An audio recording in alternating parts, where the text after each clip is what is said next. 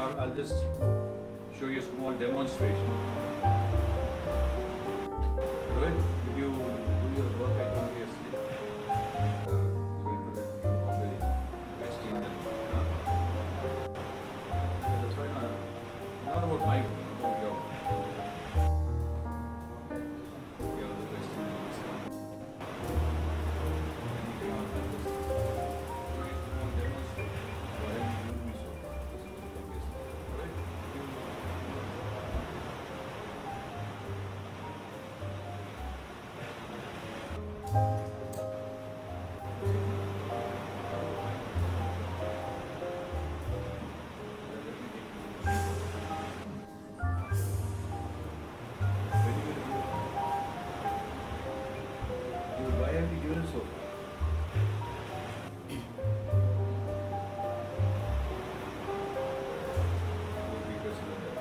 So what does it make you taste? For whose sake are you doing it? You can assess the food questions are higher than your sake. You got to go to a company and tell them, right? You made a mistake or a mistake. So why there's no urgency in your doing it? On the other hand, I can let's change the situation. Who the hell do you think you are? I told you to do it yesterday. Why didn't you give it to me?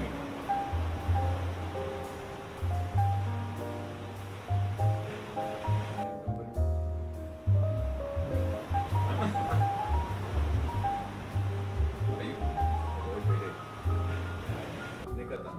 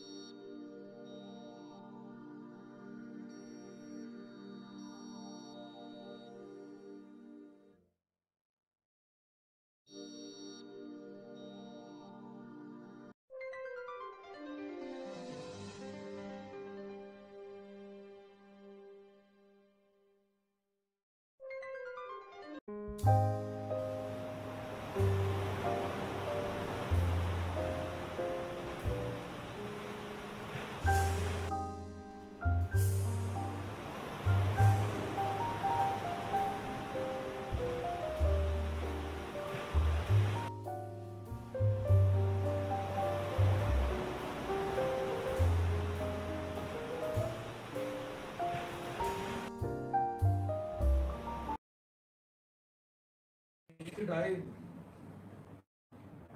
in Malayalam? Situation में depend कर सकता है ना ये third वाले इसमें like जो आपका सॉल्यूशन थर्ड वाला तरीका वे उसमें सिचुएशन में डिपेंड कर सकता है sometimes. Yeah, if you are doing it for a movie, for an action, that's fine. Sir real life में तो ये जो थर्ड वाला. So give me that incident. ऐसे अगर मैं सिलेक्शन मैं भी ठीक है एक म्यूजिक वीडियो प्रोजेक्ट में काम कर रहा हूँ ठीक है तो वहाँ पे जो मेरे प्रोड्यूसर है उनके साथ आई एम नॉट सेइंग कि उनको मैंने बोला कि आप ये कर दो तो मैं आपको ये दूंगा but like there was a situation जहाँ पे मुझे उनको लाइक ये बोलना पड़ा कि सर आप इतने बजट में आप ये प्रोजेक्ट फाइनल करो मैं आपको उस बंदे से ये चीज़ करवा दूँ. That is called bartering. अभी इस पे सिचुएशन थोड़ा अलग है. यहाँ क्या है ये जो रिवॉर्ड है इनके लिए आपका रिवॉर्ड क्या होगा इसका? उनको नौकरी मिलेगा. Yes, do his work, and by virtue of that he will get. See, the context cannot change. His thing is that we're part of a group called Being Deserving. So it's like, ये क्यों गिर रहा है? Because of gravity. It deserves to fall. It's got weight, so gravity deserves to fall. Like that, he deserves a position. He deserves to be on board a ship. But he's coming in the way.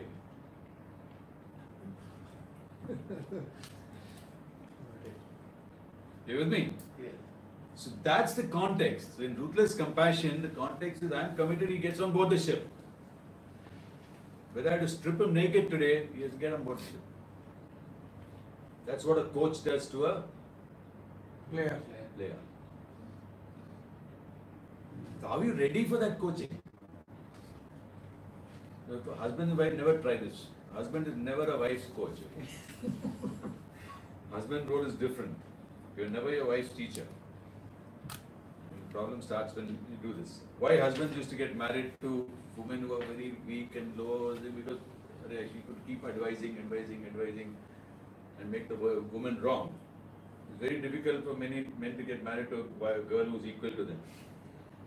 The moment you start teaching them, they say, who are you to? So in behavioral concepts, on one side, I'm being very passive with Rohit and saying this.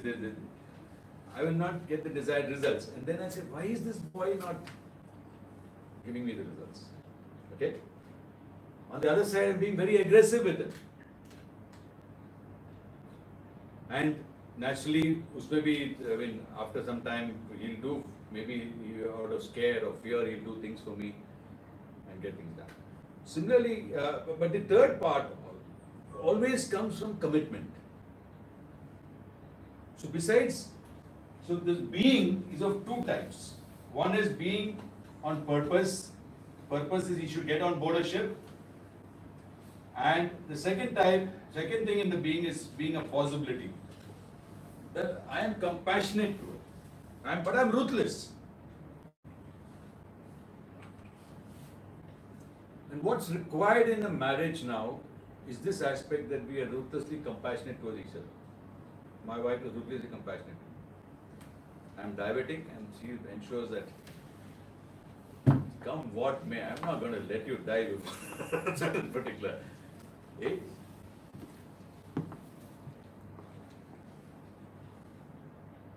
However, in all honesty, I'm not able to provide that type of space for her that she provides for me.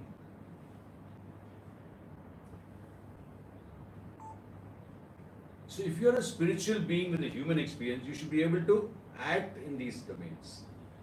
So coming back to where we are, where we started off this whole conversation is that to change the world, or I wouldn't say change, to transform the world, change creates resistance. Change creates persistence. First is we have to accept there is a problem. There's definitely a problem if our women seafarers go on board and find that somebody is giving them a drink and then abusing them and taking pictures of them and blackmailing them.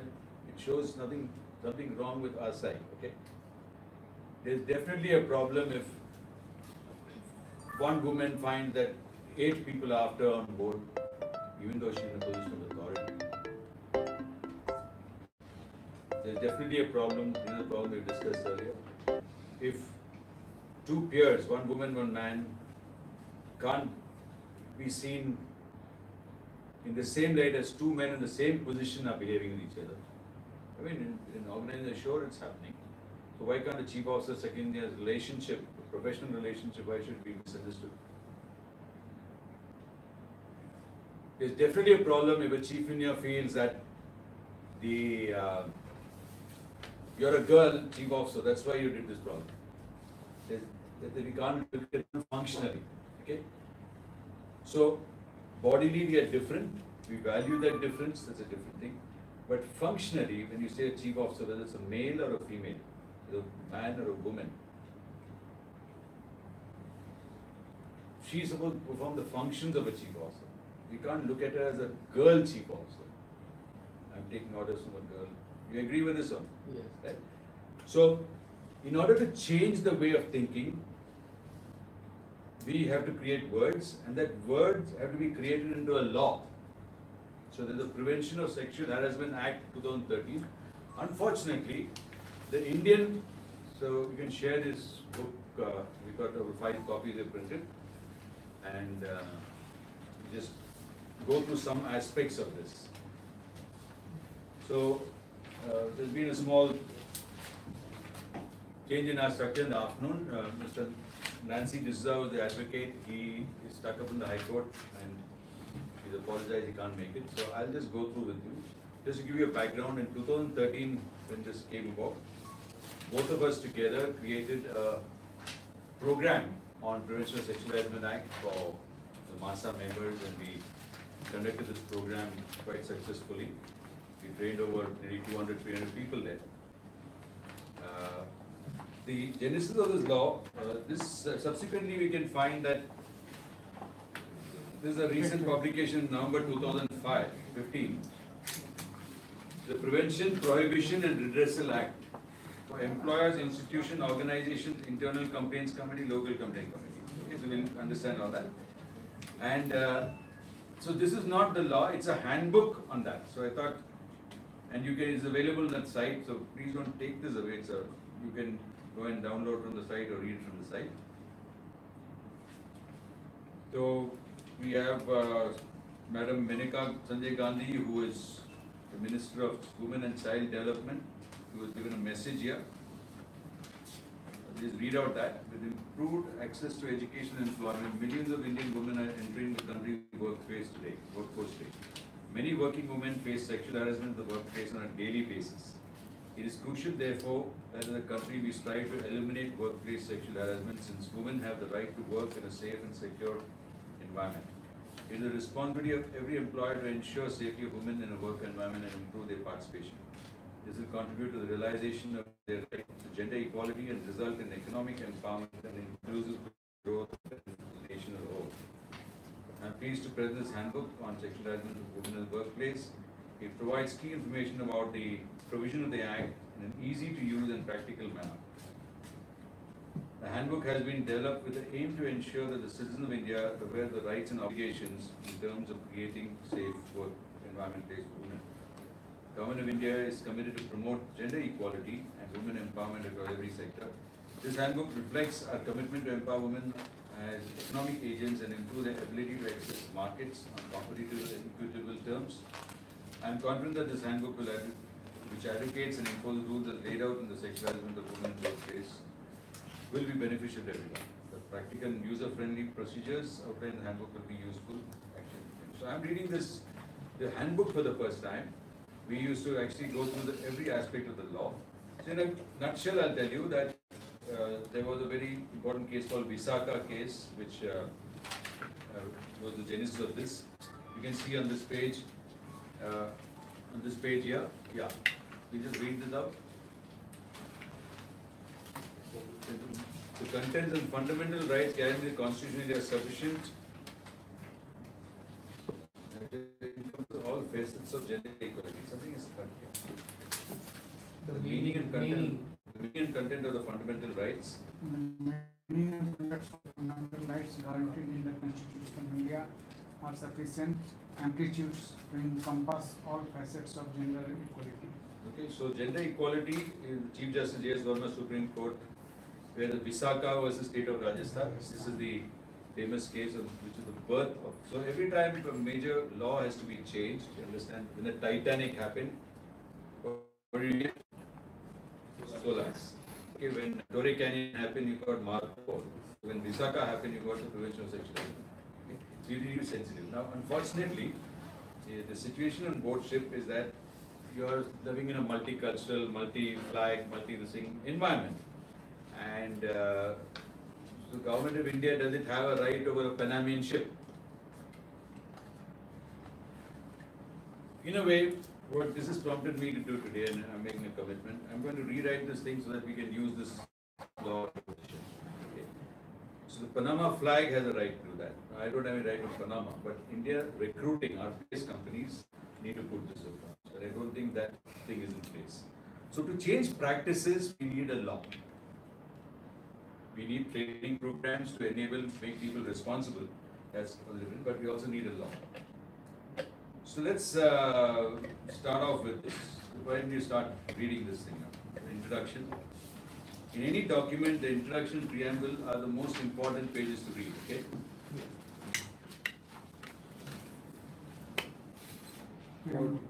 Whereas sexual harassment results in violation of fundamental rights of women to equality. Preamble. Sexual harassment of women at workplace. Prevention, Prohibition and Redressal Act. Any of you read the Constitution, India? No. I would invite you to read it, okay? Section 1. You got the page? Yeah. Yeah. Please go ahead. As enriched in the preamble. As is signed in the preamble to the Constitution of India, equality of status and opportunity must be secured for all its citizens. Equality of every person under the law is guaranteed by Article 14 of the Constitution. A safe work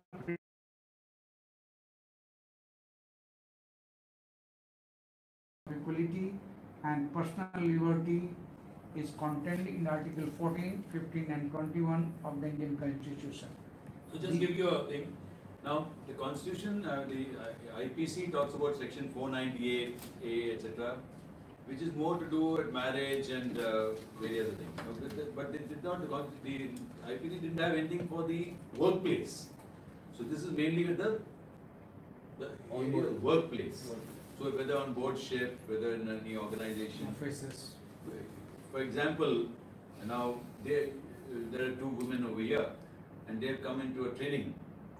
Okay, they're not part of synergistic solution. But if there's something I do indiscreetly, then even that can put me into a problem. Now, this hotel has got so many guests coming. If any of the employees or one of the guests behave indiscreetly with another guest, the hotel will be in problem.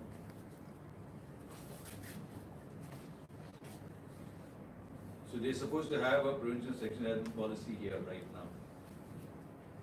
And there is a constitution requirements for that. Okay? Just go ahead. These articles ensure a person's right to equal protection under the law, to live a life free from discrimination on any ground, and to protection of life and personal liberty. This is further reinforced by the UN Convention on the Elimination of All Forms of Discrimination Against Women, which was adopted by the UN General Assembly in 1979 and which is ratified by India. Often described as an international bill of rights for women, it calls for the equality of women and men in terms of human rights and fundamental freedoms in the political, economic, social, cultural and civil spheres. It underlines that discrimination and attacks on women's dignity violate the principle of equality of rights. Sorry for this. Briefly introduce yourself, sir. Good afternoon, everybody. Myself, I'm Captain Amol Pujari. I'm serving for Eastern Pacific as a master, and just arrived at home last week. So we just met last evening, and he said, "I'll try to come and thank you for being here." Sorry, sir, I didn't go because my friend had to attend my friend's father. Okay. Is he okay? Yes, he's okay. You had your lunch? Huh? So thank you for being here. We are speaking French. We apologize, but please. So the context of what we're doing right now is Sexual harassment. to bring about the awareness of Prevention of Sexual Harassment Act, and my intention is also to see how this can be brought on board the ship. We've identified a lot of issues as far as on-board acceptance of women is concerned, and also in other areas of life, not only applicable for on-board, but other areas. So, is there any concern about man-woman relationship on board or ashore in your In my experience, so far, I didn't have the opportunity to send any women's. Good. But when I've been for my office training in Singapore, so I was there for a few months. So there the work culture is actually, you know, it is okay. But if suppose tomorrow a woman comes and works in your on board a ship, are you prepared? Yes, I'm prepared. What are the preparations? Okay, women is a complex issue though, but So what's happening now? The being has got women is a complex issue. Okay, so you already sentenced it. I'm married. You are married, but you have to, all manpower will be there under your command. See,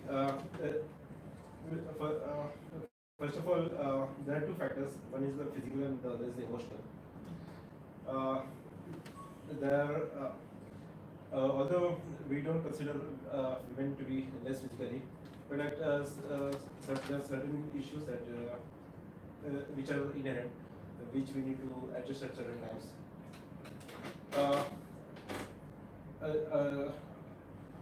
But what I have with my brother's ships, he has got this third officers of the female cadets. What he says is they are quite good. So physically, and they never compares think themselves to be inferior to anybody, and they physically work as much, no matter what.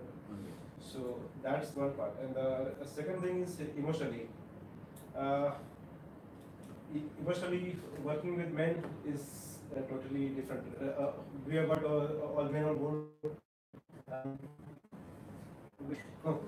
We can just talk about anything. Talk about anything in the sense we can use the authority in whatever manner we require to get the job done. But so far as women are concerned, we need to Talk softly. Not softly as such, because let me, in my experience, when women come to our position, they are also not that soft as we. You must be doing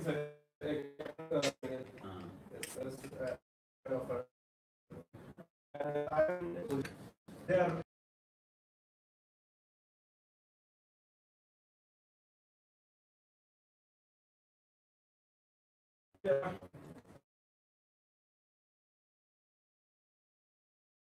Consider the soft talking, and if you talk harsh and woman starts crying, then worry.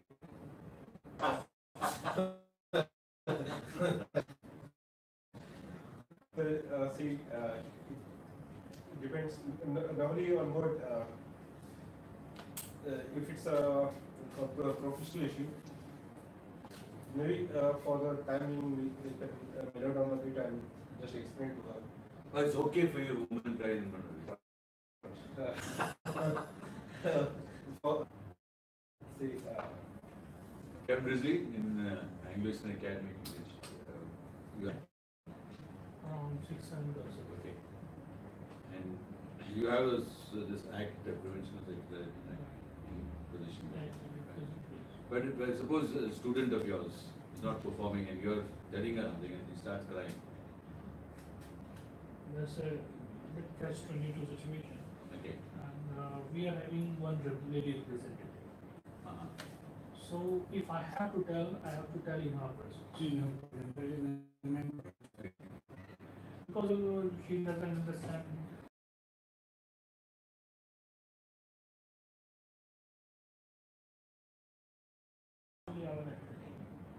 So on board ship, we don't have that luxury. I mean, sometimes you may have one woman on board.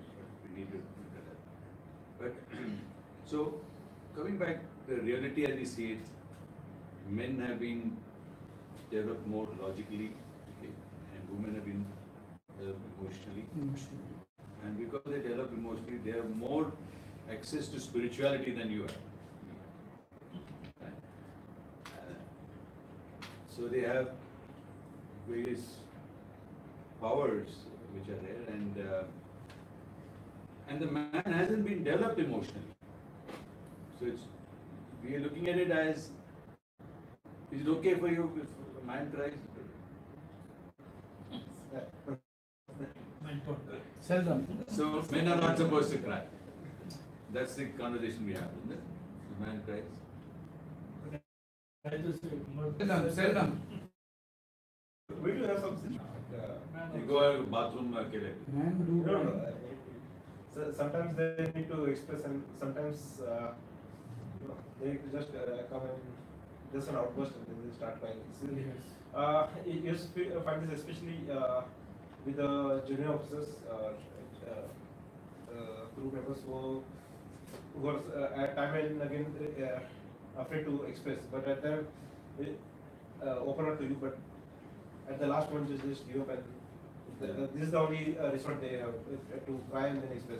Otherwise, they feel that how to express. So is it a pleasant situation? Somebody is crying or not a good? I mean, for that person. Not a pleasant situation.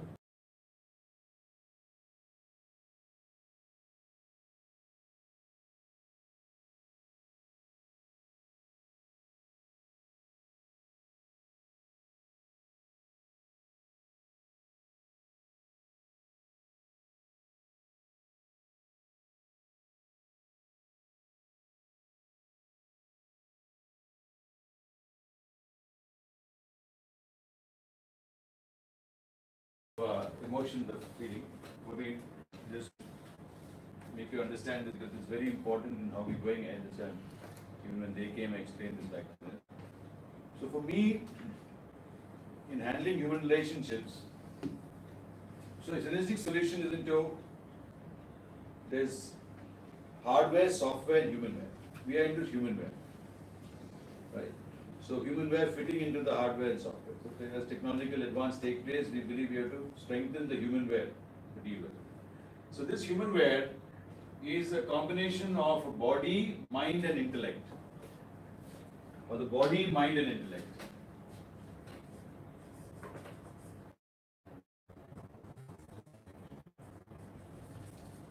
So when we're saying boy, man, woman, the bodies are different, and that difference makes us attracted to each other. The job of man, woman is to value the differences, not maximize the differences.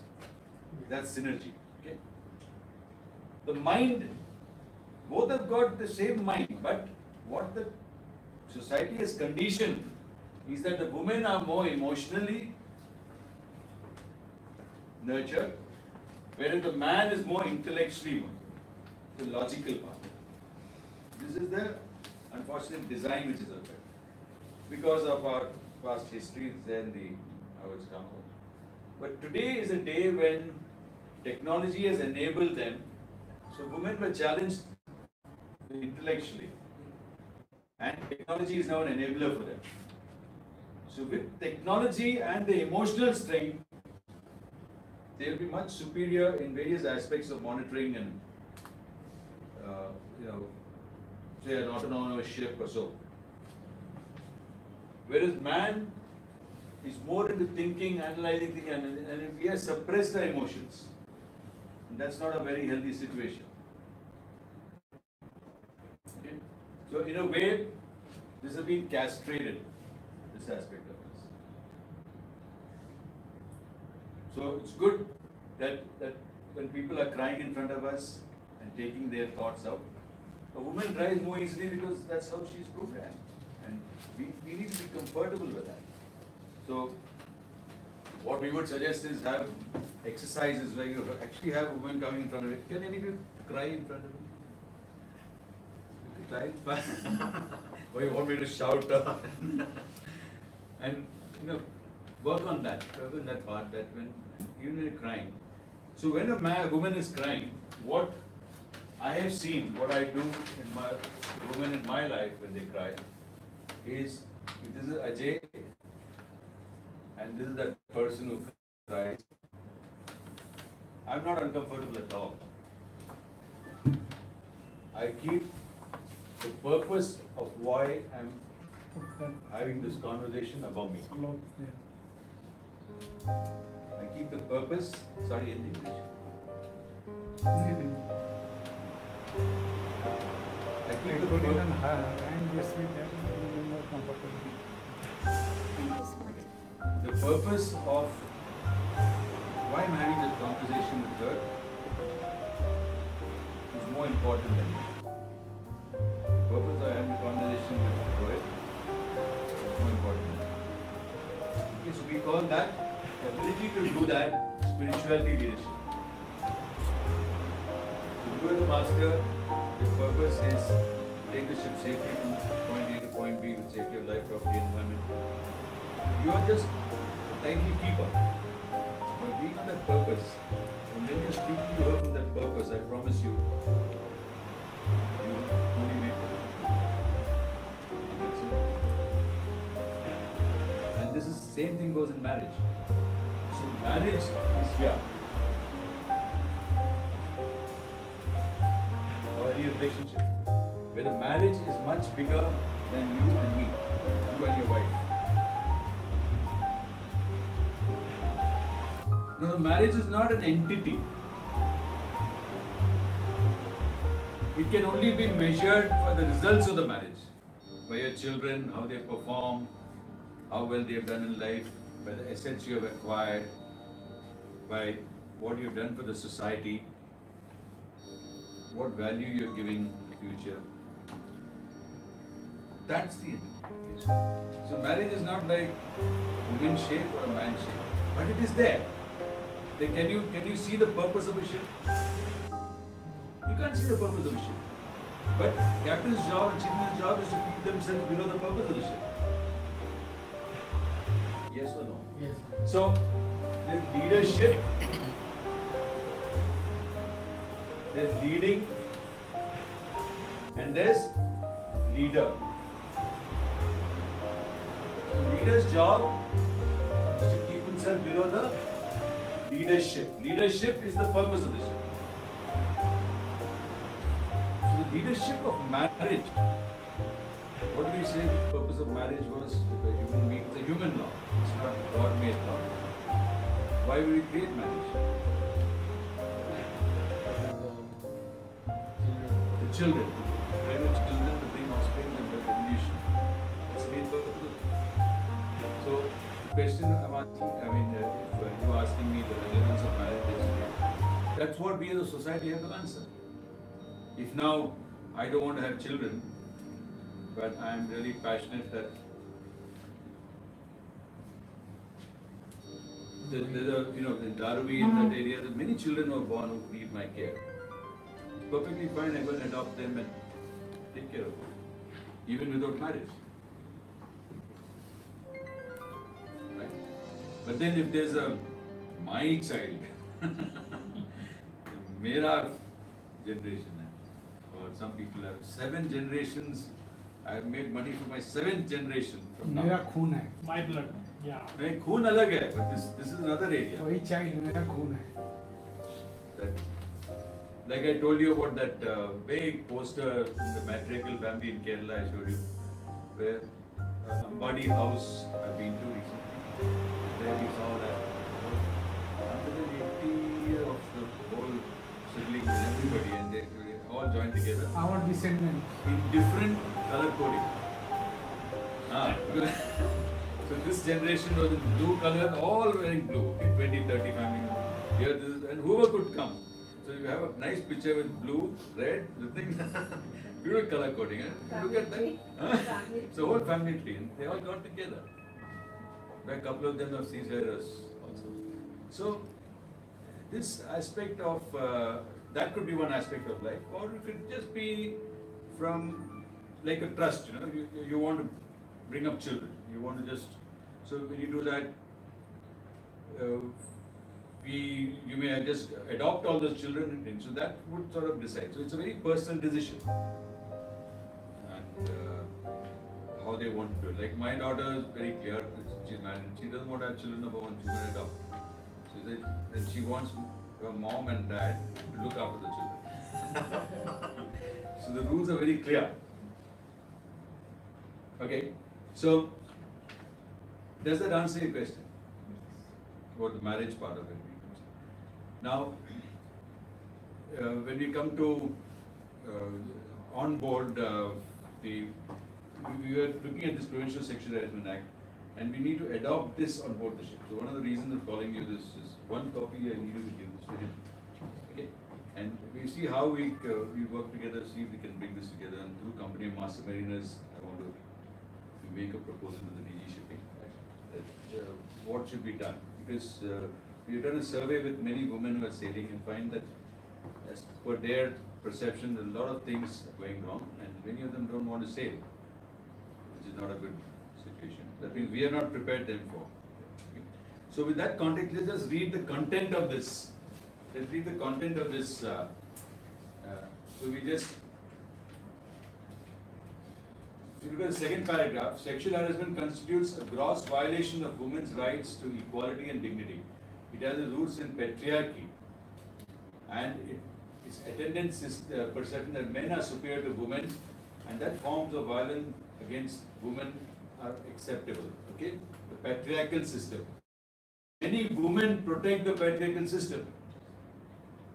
This is the sad part.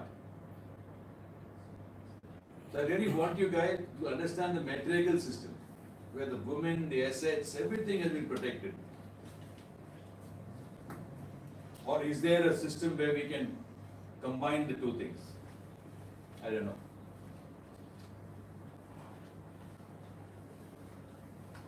So this is the nation telling you that the patriarchal system has created this. Okay.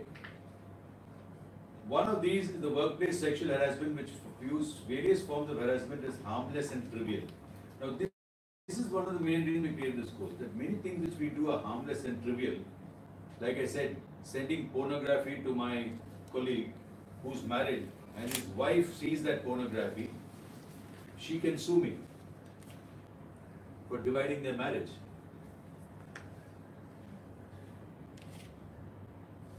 Are we aware of this? And me also, from my side, I'm supposed to either discard that part.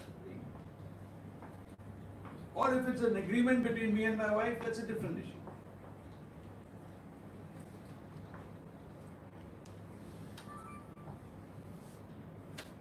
So, the many trivial things which has taken such cases where a woman who actually knows her rights can put a lot of trouble for me, but I don't think that's what they intend. They really want the right to be society.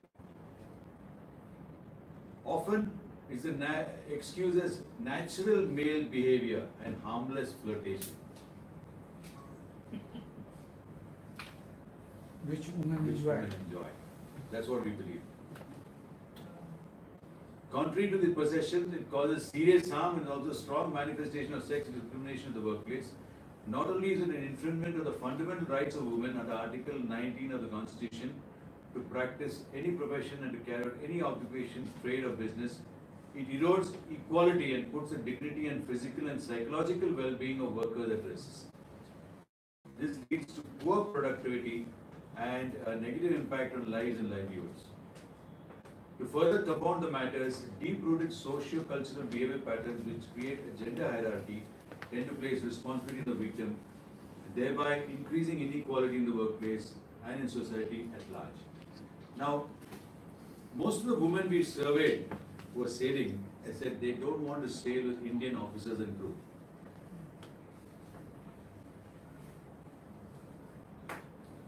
They don't want to sail with Indian officers and crew. Okay, that's one of the reasons we have created this course, to gender sensitize men. Like I told you, initially this course started as empowering men to deal with empowered women. And then we had a conversation, Captain AP Singh, he says, why are you being discriminated against men? So, maybe they're empowering men and women. So this program was supposed to be empowering men to deal with empowered women. And so now it has evolved into a program of empowering men and women. But I think 1 month or so doing research on this area, I would still stick to the original title. What we need is to empower men to deal with empowered women. Yeah, I think women have empowered themselves unconsciously or in whatever way they have. So though sexual harassment in the workplace has assumed serious proportions, women do not report the matter to concerned authorities, in most cases due to fear of reprisal from the harasser. So we have a group, we have a group called Being Deserving, and these three boys are part of that. They are people who have been less fortunate than some of the Anglo-Eastern boys, who've got jobs on board. Okay? And so the idea is to, I believe that if they make themselves competent enough, the industry will choose them. I also keep saying the same thing to Anglo boys. They're not even realizing it. So, in that group there are three girls. And when the first girl was to go on board the ship, when I was mentoring her, I got stuck into how to mentor her on what to do on board. Because I've not sailed with a woman seafarer. I only heard stories. So I took the assistance of Captain Radhika Menon, who sort of, and I said, can I listen to the conversation? She said, no problem. And so we had a conference call with this girl who's sailing about the company. Let's not mention her name. And what Captain Radhika Menon told her was, in fact, I cried. If you think what she said. She says, don't go into any seafarer's room alone. Even captains. The next thing she said, if anything happens on board, don't tell anybody.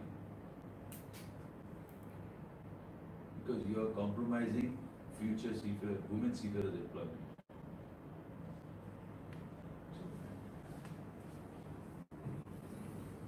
Now that's the environment we have in the shipboard. And this is my appeal to all the recruiting companies and the heads to start getting present to what's happening. It's all lack of gender sensitization. We need to work on this. We need to work on how we view our women, how safe we can make it for them to work on board. So, is that what you'd like your sister or daughter to go on board and experience? At the same time, I know some companies are doing an amazing job at gender sensitization, but still it's insufficient. And even some of those companies, we know that there's a captain who says, Chief Officer, you're a girl, second year you're a man, why are you getting so close? I know as a man, my second year was my best friend as a Chief Officer. No captain ever told me why you're getting close to the second year. Why are you having breakfast together? It's considered best things for a relationship. So what can we do for a man to look at a woman seafarer functionally? Not as a body, or not just as an emotional mind. And I think that's the challenge which we need today. Okay? Across the globe today, workplace, I'm on the second paragraph of this page. Workplace sexual harassment is increasing, understood as a violation of women's rights and a form of violence against women. Indeed, the social construct of male privileges in society continues to be used to justify violence against women in private and public sphere. In essence, sexual harassment is a mirror reflecting male power over women that sustains patriarchal relationship. So maybe in our selection process, we need to ask all the men, are you coming from a patriarchal family or a matriarchal family? And maybe women, the men coming from a matriarchal family can handle women more. Just a intuitive thought came into my mind just now. Okay? In a society where violence against women, both subtle and direct, is born out of the patriarchal values, women are forced to conform to traditional gender roles. These patriarchal values and attitudes of both women and men pose the greatest challenge in resolution and prevention of sexual harassment. Workplace sexual harassment, like other forms of violence, is not harmless.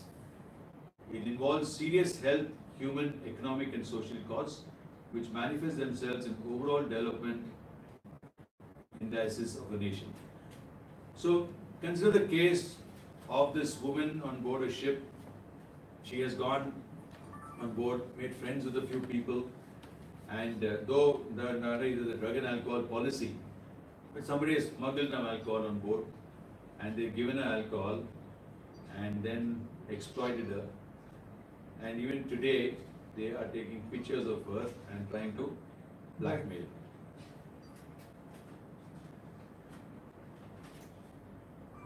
What should we do to those to avoid something like this? What will be done is a show. Am I permitted to take the picture of a nude woman and circulate it? Not at all. Okay. Are we aware of this? Not supposed to be. Not supposed to circulate also. Circulation is also. So what system do we have on board our ships to prevent something like this? I think it's something of master. Okay, by the way, you are on air, and if you can speak a bit louder, it'll help, because Actually, right now, like our company just started recruiting students. We don't have any such things procedures later on as such. But in my office, I have seen lately. I visited my office in Singapore last year. They similar to the course that we are doing now. They had 2 days course. Where the entire office staff has been made to go through this regarding women empowerment and all, and how, especially for women, in such cases, how to put forward and what are the legal rights, and same time, and the men also, how to, they are required to restrain and to what will be the consequences. okay. So like when your children are, it's always said, no, tell people about the consequence. Don't tell them to change. Tell them the consequence of these.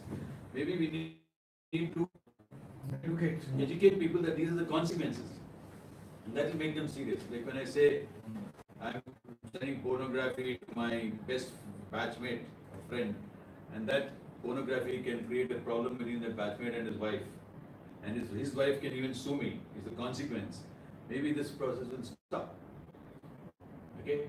So you rightly identified that. We got to educate our men regarding the consequences. That's one of the objectives of this program, to tell you the consequences. Now, as far as the Prevention of Sexual Harassment Act in India is concerned, it requires that there be a committee set up. So in many organizations, there are women in the organizations. So there's a committee set up. The head of the committee has to be on board. It's very difficult to have something like that. Can we bring out the woman in a man? Yeah. Can we bring out the woman in captains? Because the woman part of a captain required is to develop yourself emotionally. We define that, the body, mind and intellect. We have gathered our intellect up, but our emotion development is not as good because we haven't done the child rearing. And a woman requires her emotional development to bring the family up, right? So my appeal to our maritime sector is that a shipboard environment has very few women. What we can do is get the man to emote, to develop his emotions. And that development of emotions is what we call spiritual competencies. The competency of spirituality leadership. Yes, Captain? Can we develop a kind of test which evaluate the person before promoting him as a master? Absolutely. Absolutely. See, again, a test is Assessment. a test is something in the knowledge domain. See, now again your intellect is speaking. Okay, so we are restricted by of a knowledge of Define a test. system. Let's talk. So these are what the Enable test would be a behavioral assessment. something. It has to be observed. It has to be an observable behavioral assessment. Or make this emotional competency as necessary or compulsory, then Yeah. only the guy gets promotion. So that when he is having the ladies on board ship, at least he is able to treat them. Absolutely. I think that's a very good suggestion, and we'll put that also in our recommendation. That a behavioral assessment of dealing with women. Again, like now for Captain, if somebody, a lady came and cried in front of him, he would feel upset. Yeah. And so he doesn't know whether to be firm with her. You know? And many women may take advantage of that also. You know, I am the chairman of a society, and we have there are 40 houses there. There's one unit in which they owe us about 3 lakhs. And that unit was owned by one grandfather, was given to the granddaughter. And we haven't seen the granddaughter at all. And the mother is coming and insisting that we give her the equal rights. No, and we're not able to do that because there's a process, a legal process, there's a power of attorney, and the person has to, the daughter has to give that power of attorney, but none of the members of the society have seen that daughter at all. We don't even know if she's dead or alive. And the mother is crying, and she comes and creates such an emotional drama all over. Drama. First time, when I took over chairman, I found they were doing some construction there. So we went to the police and complained some unauthorized thing. She said, no, I'm authorized. Then we went over there. And the police said, she's not the person, the owner is not there. She bought her younger daughter. And the younger daughter is about 10 years younger to the girl whom the agreement, you know. And then we proved to the police this is not the person. So all this drama which is created, emotional drama, women have become so adept at, can really destroy man's ability to take decisions. So I stood firm there. Then we had an AGM and she came and created a ruckus. Luckily one of the colleagues, he took a video of that. And then we passed a resolution that all our AGMs will be videoed just for this woman. She came the next time, created ruckus. She created a paper which says this is the power of attorney. A lot of things. Even now she's trying to now separate the society. So where the Prevention of Mental Harassment Against Women Act? And is it possible that that could be used? So there is this area of concern that women can misuse the power which is so created. That's why this act has been slightly below down, no? Is it? Are you aware? Yeah, it should not be the person should not be arrested on a complaint. Right. It has to be first investigated. Previously, when it was the act was passed that time, just go and complain, and the whole gang will be arrested. Husband and father and mother, son, Culprits are on both sides. all are. But now Supreme Court, because of this. The basic rule of life is that we use people, we don't abuse people. Same thing happened in SC/ST Act also, no? You can't someone just arrest by merely a single one-sided complaint. Yeah. It has to be investigated, means it will be then both-sided.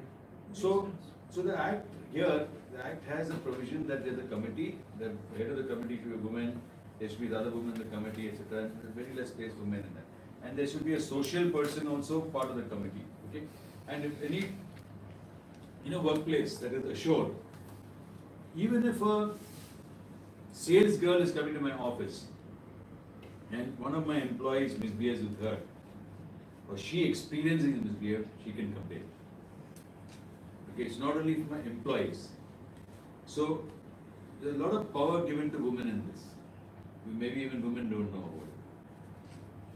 Now, if something like that, like he rightly said, then that goes to the committee. They are supposed to inquire into this whole thing and create an entire report, and that report has to be submitted to the local authority. So every area will have a local authority, they have to be determined, and then the action has to be taken. So it's taken as a criminal misdemeanor, and every year organizations are supposed to actually send a report, Annual report. annual report to the state, saying that okay, we've had so many complaints or no complaints, etc., etc. So it's very, but this now, maybe the time has come to have something very similar, may not be so stringent, but then to exercise it on board during the interim period till we have women on board. My invitation is that, irrespective of the women or no, we have identified those men on board who have the emotional intelligence. So that's why we conduct a program on the intellectual intelligence, emotional intelligence, spiritual intelligence. Alright? So,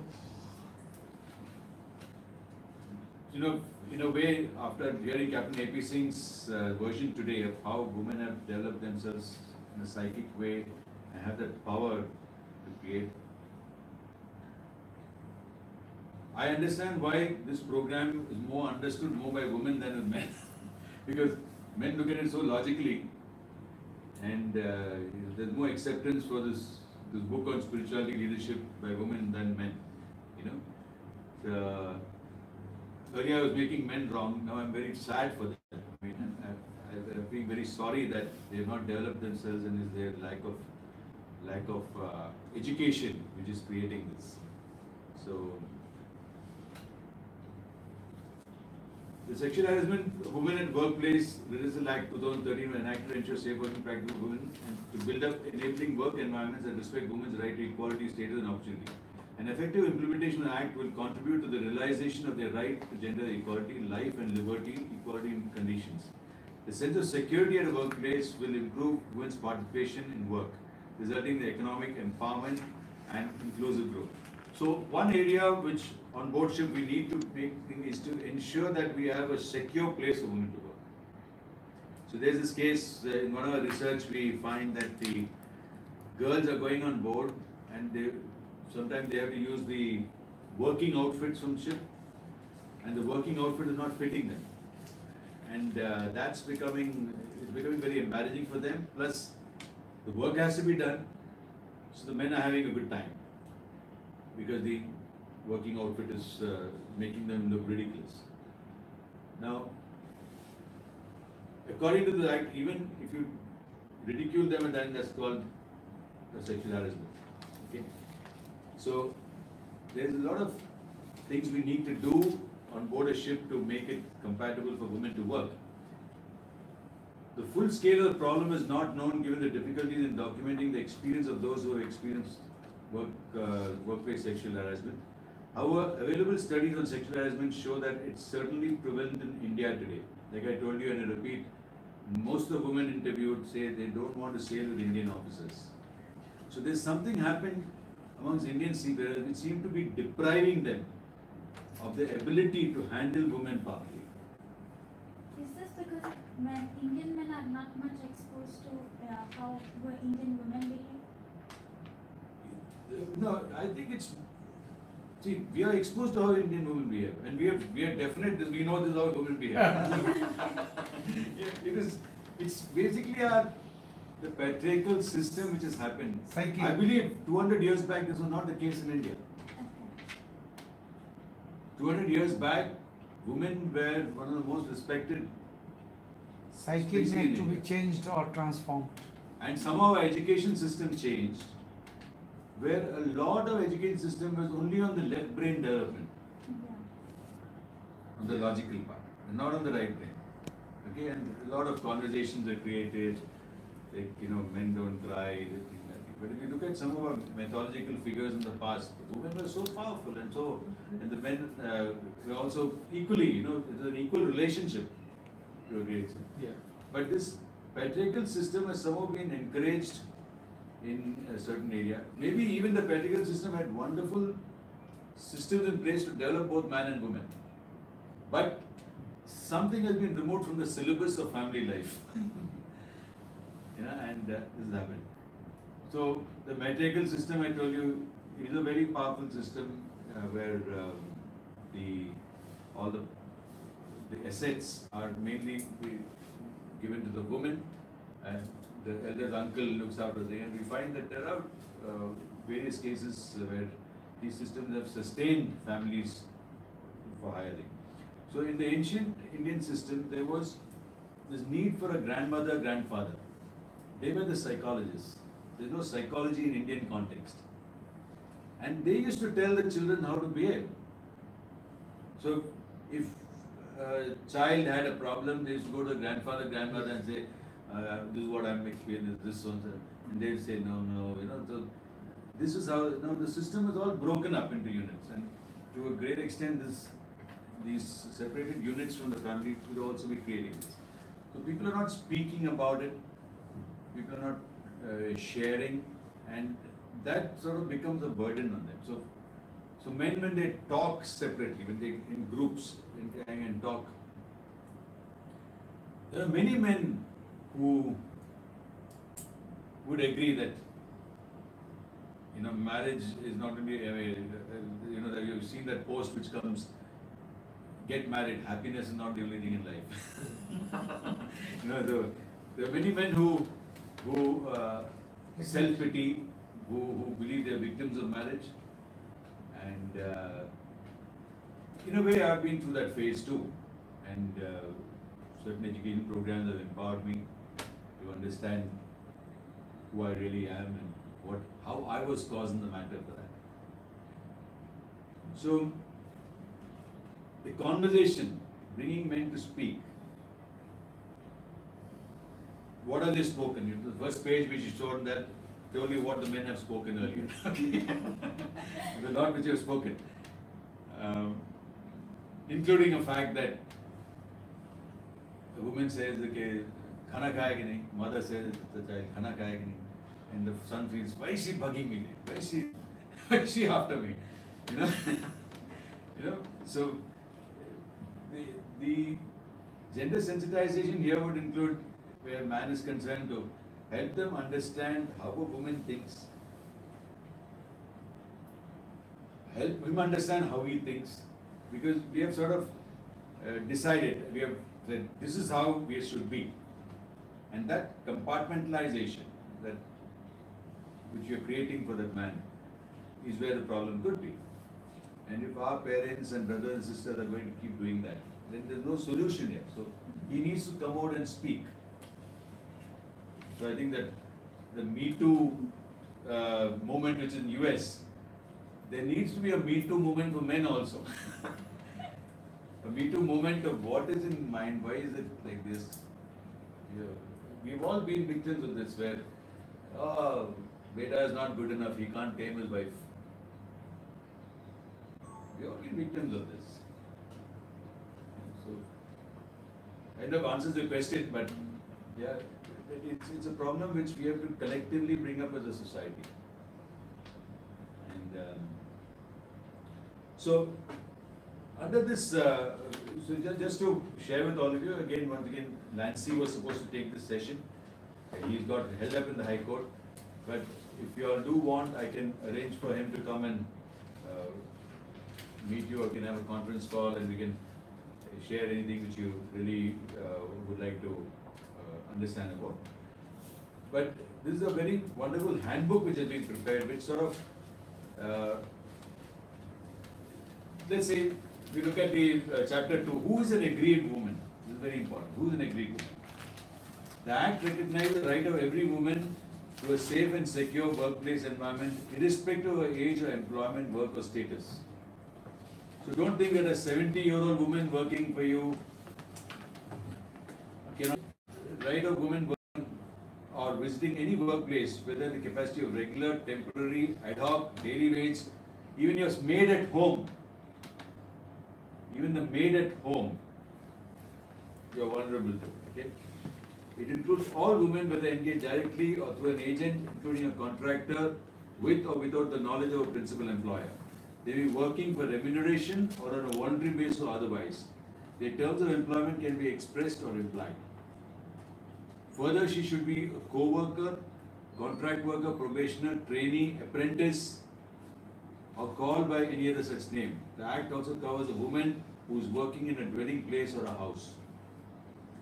So agreed women working, visiting a workplace, a student, even a student in classroom, a student also could be. So what is a workplace? A workplace is defined as any place visited by the employee arising out of during the course of an employment, including transportation provided by the employer for undertaking such a journey.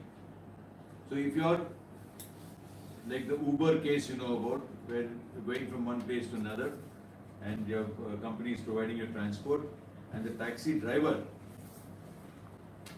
acts funny with a girl, the company can get in trouble. Okay, so they are providing the transport, that is. It also includes all workplaces owned by Indian or foreign company having a place of work in India.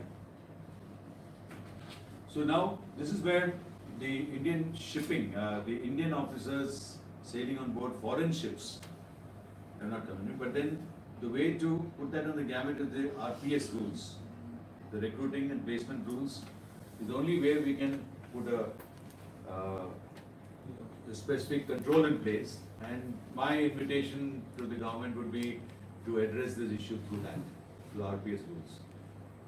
How that can be taken on board to impact the foreign organizations, many of the organizations would welcome it.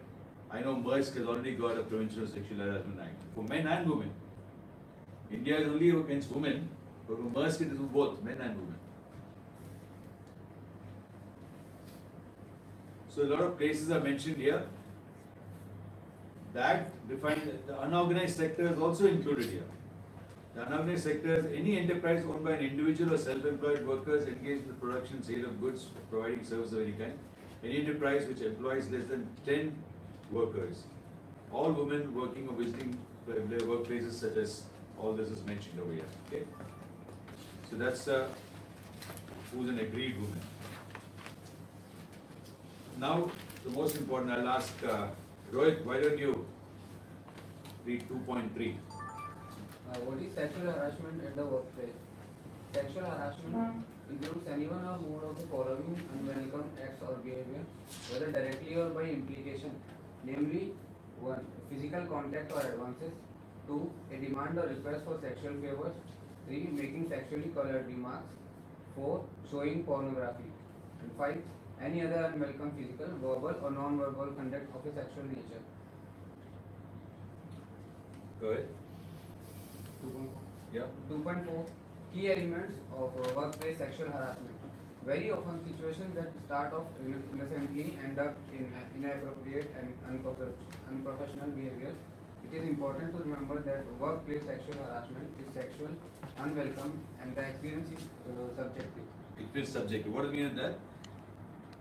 The objective is, this is objective. Okay? This is an object, all of us can see it as a bottle. Subjective is how that subject sees it, not how you see it. If a woman feels she's been harassed, period. It's subjective to the person. How does she take it? How does she take it? It is the impact and not the intent that matters, and it almost always occurs in a matrix of power. It is possible that a woman may So, experience I want to explain the impact and intent. So, intent and impact can be understood from this. We said being, doing and having, right? So, intent is in the domain of being. where impact is in the domain of having. So, if woman has gone through that impact and you say, well, my intent was not that, it doesn't help. Okay? Because what has been defined, and in spirituality leadership what we define is, it is the having which defines the being. We can do that.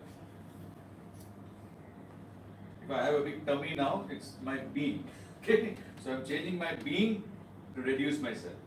Right? So if you're having a divorce, it is because of the being of the people.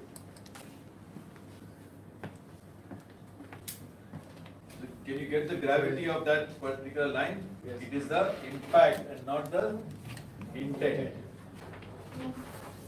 Go ahead.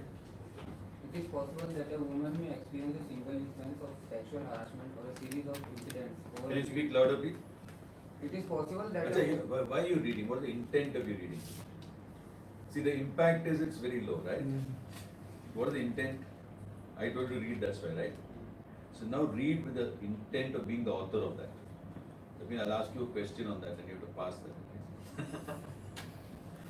it is possible that a woman may experience a single instance of sexual harassment or a series of incidents over a period of time.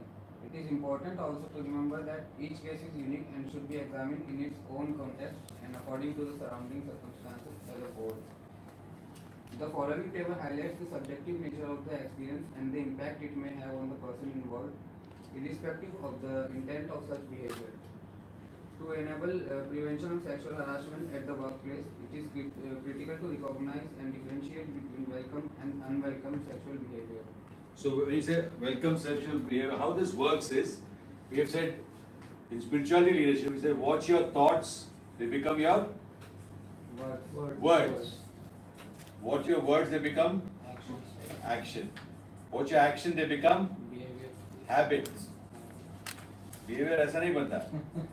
And then habit become your behavior. This creates your destiny. Okay. So they observe behavior. This is what I said, Captain Rizvi. Just by thinking about intellectually of the thoughts, we may all have thoughts. Okay, some test you give, and he's got the thoughts have given. Okay, all the thoughts are saying that he's correct. Doesn't mean his behavior will be correct. So he can sort of create thoughts, manufacture thoughts at that time. That doesn't mean it's. So we have to see the behavior. From the behavior we go back to the thought. Okay? To correct the behavior. Yeah. No, so in this case, if I say, okay, there's an incident over here, and if the female says, the woman says that I was sexually harassed, and the man says no. Right? Now we're having an inquiry. So we have to understand the behavior. From the behavior, we have to go back to the inquiry to see what habits this person has. So if you say that you interview a few people and say, okay, he talks like this, meaning about women. The thoughts will be true.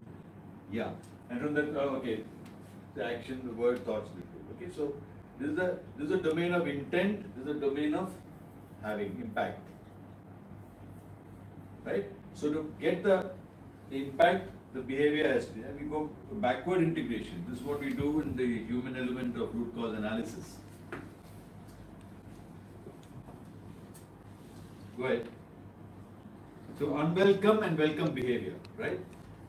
So the first step to prevention is recognition. The workplace sexual harassment behavior that is unwelcome, sexual in nature, subjective experience, impact not intent is what matters, and often occurs in the metrics of power.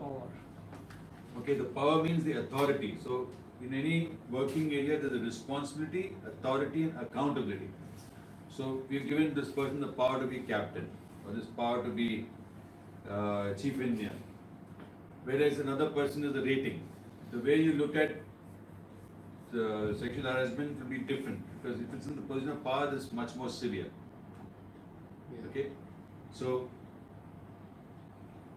what are the unwelcome behaviors? Can you?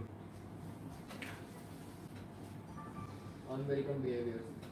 Feels bad, one-sided, feels powerless, power-based, unwanted, illegal, invading, demeaning, cause anger, sadness, cause negative self-esteem. And the welcome? Welcome behaviors are Feels good, reciprocal, in control, equality, wanted, legal, open, appreciative, happy, positive self-esteem.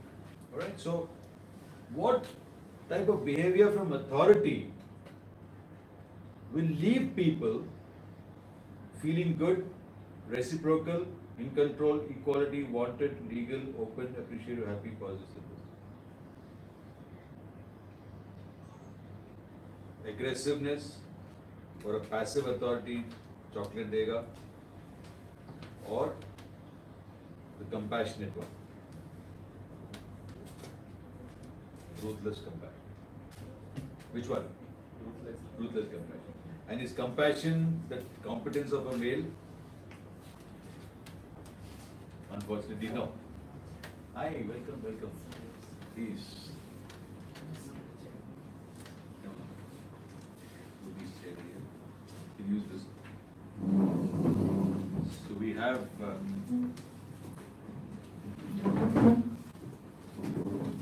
Thanks.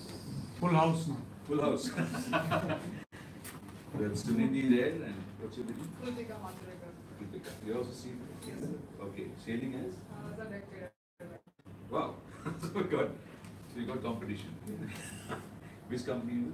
With more. Wallens. How are you, ma'am? So we have all of us here and you are missing.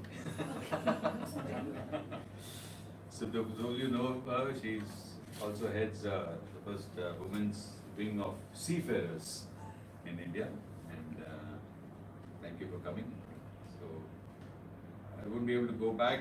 No, it's all right. What we have done in a nutshell is we first captured all the women-men issue from this group of people, and we had a session of understanding ourselves not as units of what you're seeing, but as body, mind, and intellect, and using our ancient philosophy to get into what the body does, what the mind does, the intellect does, and how the whole past hunting, agrarian technology stage has made us who we are. So we can keep blaming our generation and our forefathers for our problems. And the difference between a patriarchal approach and a matriarchal approach to this whole thing. How women have been suppressed, and how that suppression has made them suppress whatever they can control. And the only thing they were in control is the family, and they suppress their sons.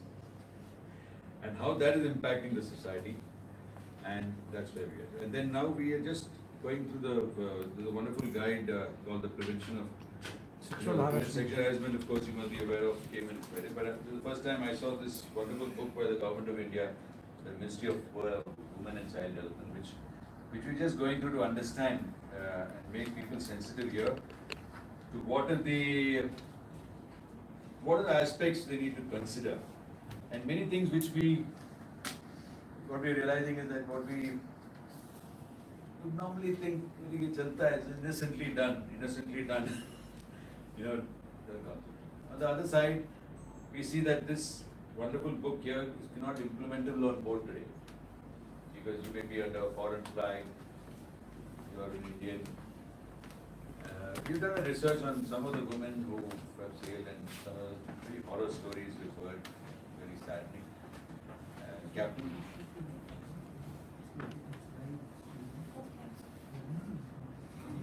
So Captain here has not sailed with women, but Captain Rizvi is based in Academy, and DK Singh is there. These are youngsters who belong to a group called Being Deserving. Remember that Priyadarshini and this girl who is brought into the LFG group, what's her name? What Michelle? Amu Devraj, they are part of the same group. So this is who we are. I believe the sailing boat which reached Goa has kept a lot of women away from here. They are interested in this. The seafarers, the sailors who have joined there. They would have some more people here. So welcome on board. And before we start, can you define the purpose of being here, and what are the issues which you'd like to sort of highlight as of now, so that you can see if it fits into issues for the women seafarer on board. Currently. I think the most serious. Just speak a bit loud because I think you're on. Okay. Yeah. Yeah, hi. Currently, the most serious situation which is being faced by the women seafarers is the job. Now, anybody will ask me that job is also a scenario faced by the guys. Why it is especially, I'm talking about the girls. The thing is, guys can still have, you know, opportunity to appear for the interviews. When girls are denied, I think it's almost 80% of companies are just denying on the face that we do not hire women. And that is where the challenge is, because then they are limited to only 20% companies to, you know, appear for, and then they're also guys. So that is the most challenging thing which is being faced by women seafarers right now. And we thought it is only with the junior ranks, like we thought it's only, you know, with the cadets, you know, who are just passed out from the college, and you know, they are getting difficulty in jobs. But it's not true. Even the senior ranks, I can tell you, you know, girls with class 2 tickets, they are looking for jobs and they are not even getting opportunity for third engineer, you know, forget about the promotion, and they are having, you know, good experience of 18, 20 months, you know, on the rank, and they are not getting jobs. Because same thing they are being said, you know, we don't think that. Yeah. So that is the major thing which right now, you know, the women seafarers are facing. And we need some kind of solution to it, which we are trying to work out, but still, there is long way So to go. one thing, when you understand from our ancient philosophy, what we find is that men and women have been designed differently. Okay, and due to the nature of our past, the men have developed themselves intellectually, the women have developed themselves emotionally, which is required equally. And why emotionally? Because you can see a woman as a childbearing, bringing children, bringing the family up, and at a vibrational level, the vibration you need to communicate, and many things which men are facing today, that the man is upset and telling the woman seafarer, before they tell the woman starts crying, and the man doesn't know how to handle it. And I totally am convinced it is the lack of gender sensitization of men to deal with women on board,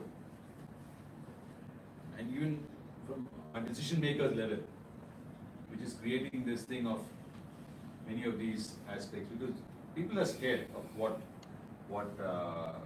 how to deal with the situation. I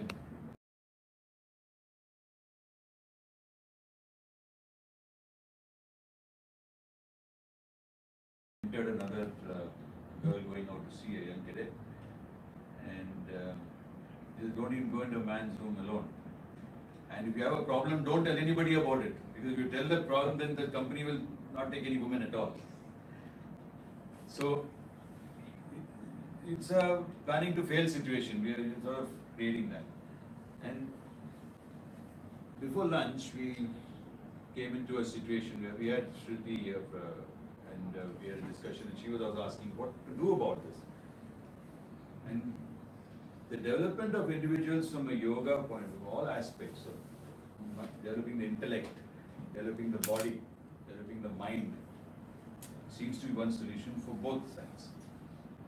Okay, not just the physical hatha yoga, the postures and all that. That doesn't. You can have pure yoga. We're not talking about all that. Mental yoga. We are talking about really making ourselves emotionally strong and intellectually strong, and that seems to be one solution.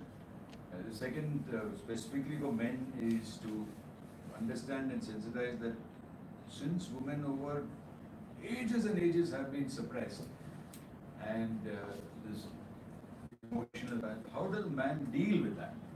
And having programs, not just computer-based tests to know if man understands women, but actually behavior-based tests to create such situations where the captain is here, I have a woman, they have an issue, and she really cries in front of him, and make him deal with that. That's number two. So because when you look at one of the corrective measures is through legislation. I And can put one more aspect to that situation when you are talking about that girl starts crying and the captain is looking how to deal with the situation. And the other aspect of that, if she's not crying and she's giving head on, the other guy doesn't take it. he doesn't take it. Yeah. But So which one is the better situation? She gives head on or she cries? no, so I will prefer the first one, and she gives head on. So men need to learn that head on situation also. So sensitization not only to handle emotional thing, Yeah. but unexpected thing that yes, they can get a headstrong lady also, and it is not scarcity nowadays. I, we see that, but the solution is not the more, that will not create a future solution. I mean, for the time But we being. need to find solution to those conditions Absolutely, also, because absolutely. that ends up, So- really bad. So there is a, we did a small exercise before, three different behaviors, what is called aggressive behavior, which is what, From either end. yeah. We're not talking about man, when we talk about gender sensitization, it is for the best of both. Both. So it's not that one is right and one is wrong. There's aggressive behavior, and aggression causes heat, and then that heat causes light. You know, in physics we have learned sound, heat and light. So create a lot of sound, yeah, and then create upset between two people and heat, and then create light. That's physics for us. But sometimes that doesn't work because the power, the personal authority takes the sound out of the ship. So, as passivity, so the woman crying is it considered passive? Would it consider a woman crying at that time passive?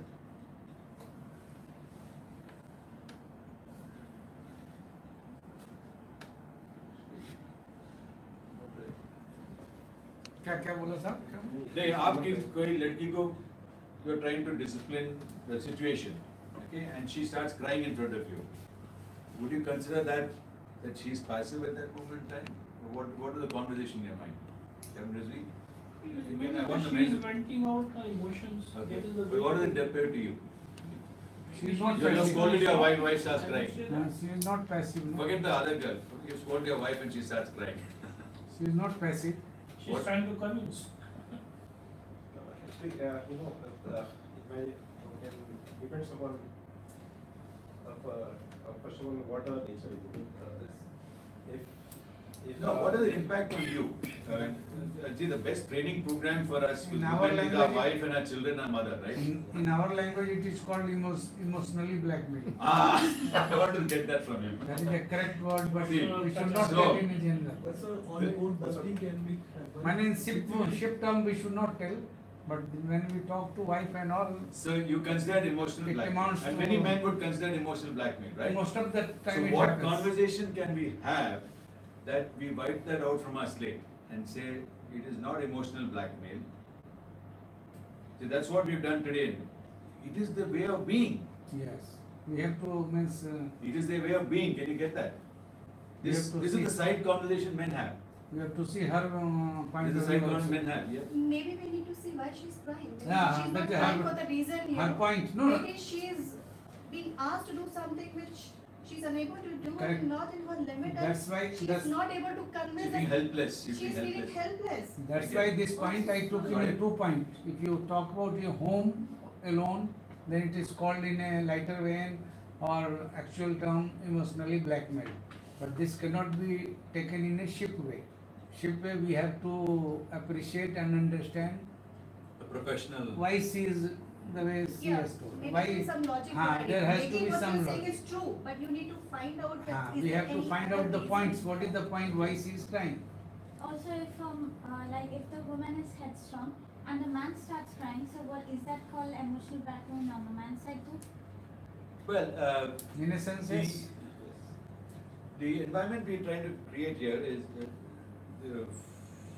the problems we have identified here is that a man without crying is actually going and having a drink or two to suppress his emotions. Because we last time said that it's venting out and it's positive feeling. Yeah. But then if a It is woman crying positive. could also be venting out. And Yeah. that's what we see emotional men also. So Yeah, yeah, Yeah, actually, we do see. So what you missed in the morning is a bit of research what we have done. Is that I go back to that slide, just show you. It's a good question because this conversation needs to. Is it? See, when you look at the functions of the body, mind, and intellect.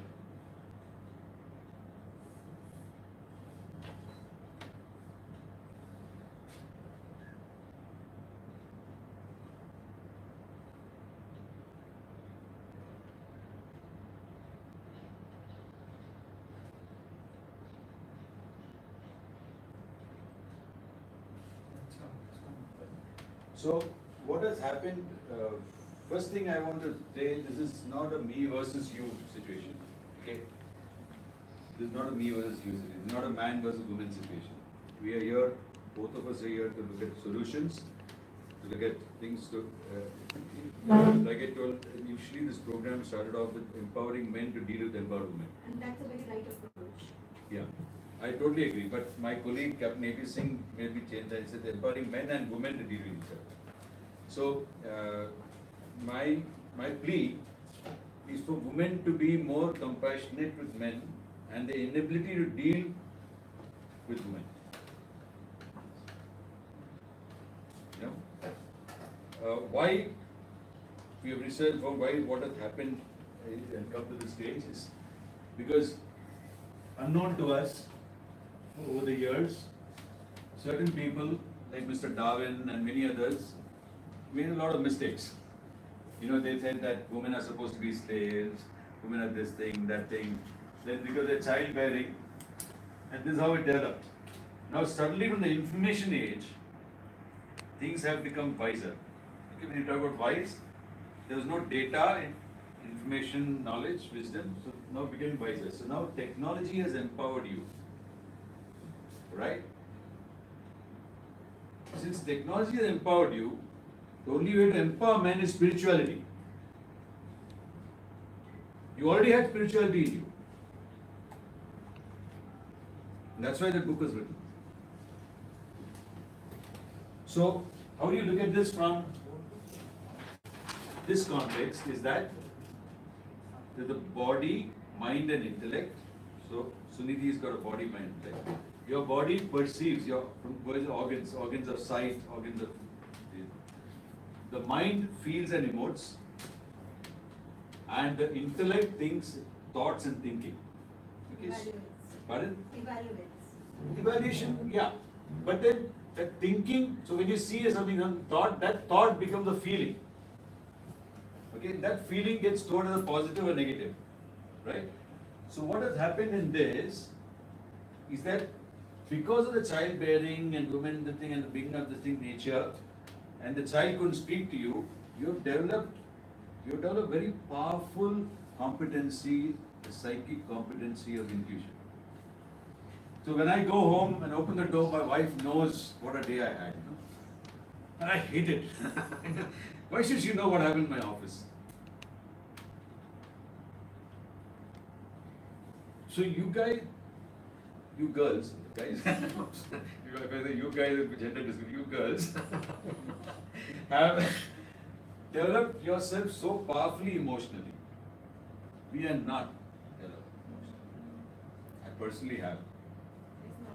It took me so many bathrooms to cry out, take out my anger in me, take out all the angst in me. That's why I told you to go. Did you do that exercise? No. Went out. Went out. Went out. Whenever you speak to him, no, he's looking so handsome and smiling. When you speak to him and he doesn't, something happens wrong, you can see he wants to kill somebody. So to go and vent out that. Okay, and that's all hidden emotions in us. And so this is where we haven't developed ourselves. Whereas we have developed ourselves intellectually. So this intellectual development, you have now got technology to take care of. You can drive a car without even intellect. Okay. With Google Maps, you know, I was driving my daughter once in USA and Binda, she's going at high speed and I was a pilot. I think you would turn right next, left. And the first time Google was there, she missed that turn. She said, why? So we said, okay, no, there's an alternative route to get there. So everything an alternative route, you know, that's the first time I heard. And I never used to Google Maps those days. So technology has helped us so much. And the way my daughter and my wife can understand me, I can't understand them. And that's a weakness in me. I accept it. But can you be compassionate towards that weakness in me? Many men won't tell you about it. They will make a man's club and you know, and they'll cover themselves pretend to be powerful. Pretend to be powerful. Yeah. Ensure no more women go on board. Yeah. I don't know how to handle.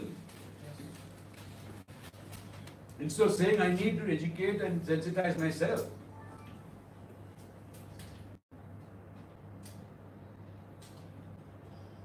Yes. So, can I request all the women group and seafarers to take this cue and just help us help ourselves?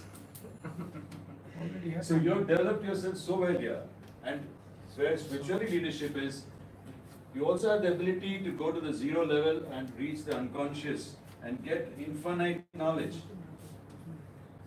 We men need to do yoga to reach there now.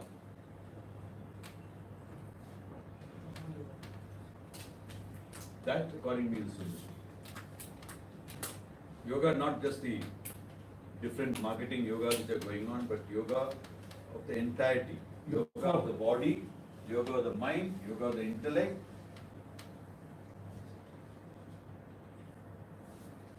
So this is what we did this in the morning. With this background is what we are discussing. Okay, we are in this together. Right? I can really get your angst, and I can see the. So all this is the impact.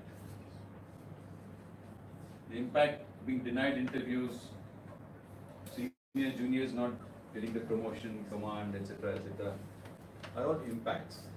But to correct that, we need to correct the thoughts. Thoughts. Yeah, the thought, the mind. But See, the thoughts- the question here is, mindset is a very European word.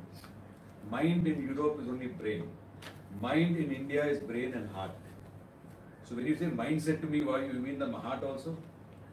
No, the, yeah, obviously, you get it, you're Indian. No, but then we got through Western education, you see. So, since a lot of people are also listening to that, they think mind means give him some more test and give him some more intelligence, some more intelligence. No, some more intelligence will not do.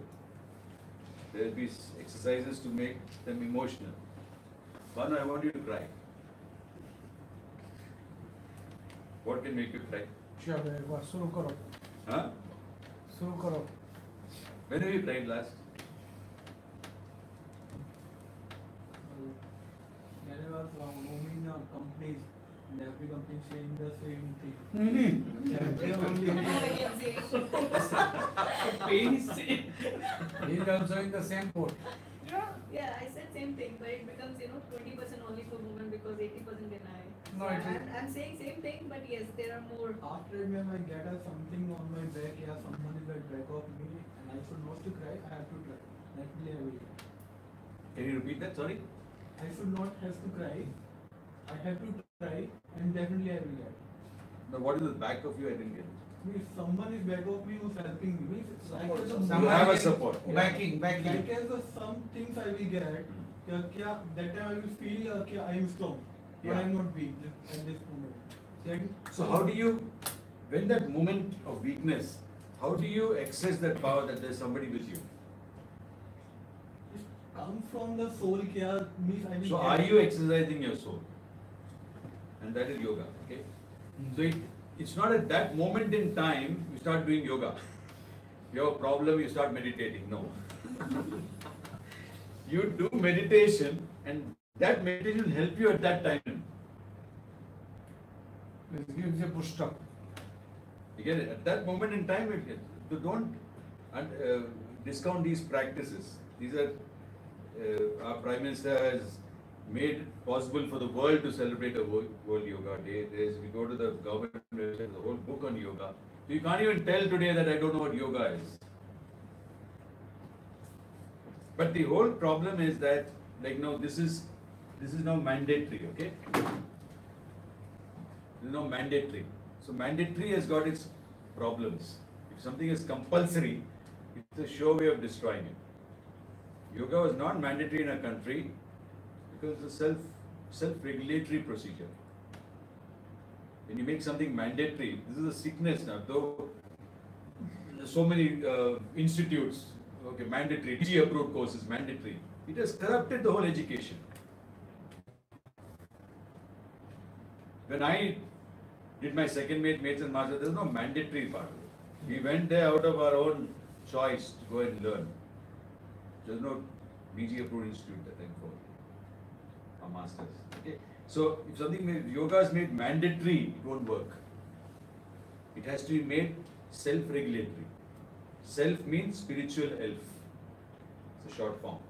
वो self को निकालने के लिए you have to do that continuously.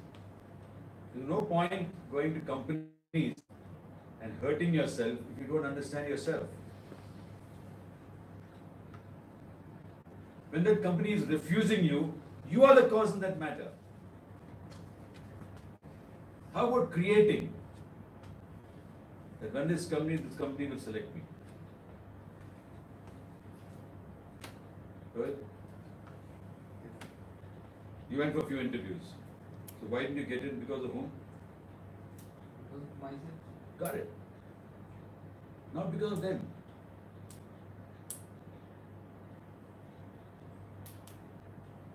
Not thinking as a victim.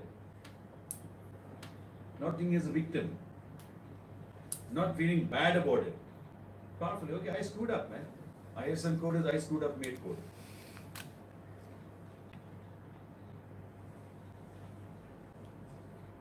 That's spiritually come.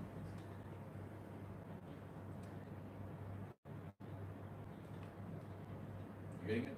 So in a relationship, when I would speak to that girl who's crying in front of me, there is a competency of just being. Just being. And you try it. Forget, don't be attached. You know, if a cadet is there with you on the ship, you are attached to that cadet, to your life, to your job. But try it on a plane. There's a small child crying over there, very irritating, no? The ears get.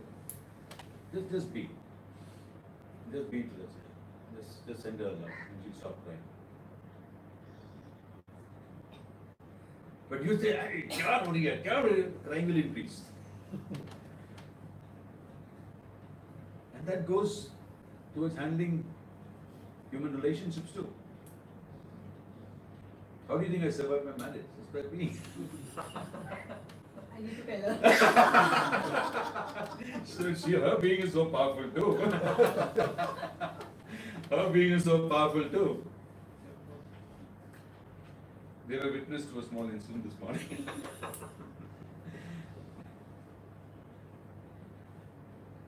And who trained me for that? It's her. Right? Each other. Huh? Each other. You Each trained other, her, yeah. she trained you. I trained her in logic and she trained herself in. Either way. There's no doubt about it. So, summarizing this, women have empowered themselves unconsciously or consciously, emotionally very well. And we really, hats off to the power of your emotions. Okay.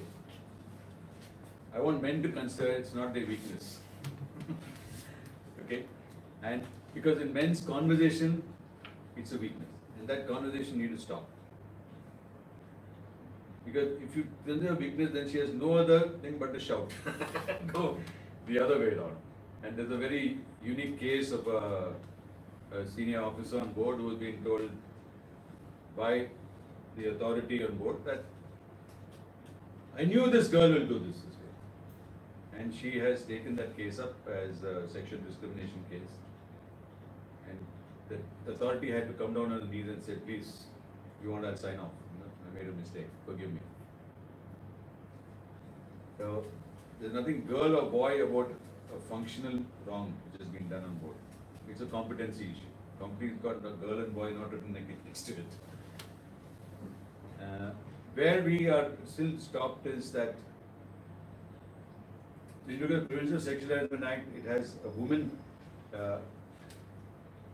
endowed committee to look after the complaints. Okay? And on board ship there are not many women. I mean, this may work ashore. Not possible. So the invitation here is to make men, to bring out the woman in men. That means the emotional part, to train people emotionally. That's where we can see, that's what today's solution for the yoga and training their emotions, to bring out those emotions, to have programs so that then only can they handle women on board. So there is definitely a conversation going on. Oh, having this woman on board, there's so much more problems. And is there any area which you think that women can help us take better, powerful decisions for both the genders, so that let's say by 2025 or 2030, at least 50% of women working on board are women. Not Are- possible. 50% of There people. is one thing that will definitely go back, because if you see this airlines industry, 20 years back you might have not seen so many lady pilots. But if you fly today, maybe one of the crew, either first pilot or the second pilot is the lady, flying, and it's a global thing. It has happened last 20 years only, and where we lost it.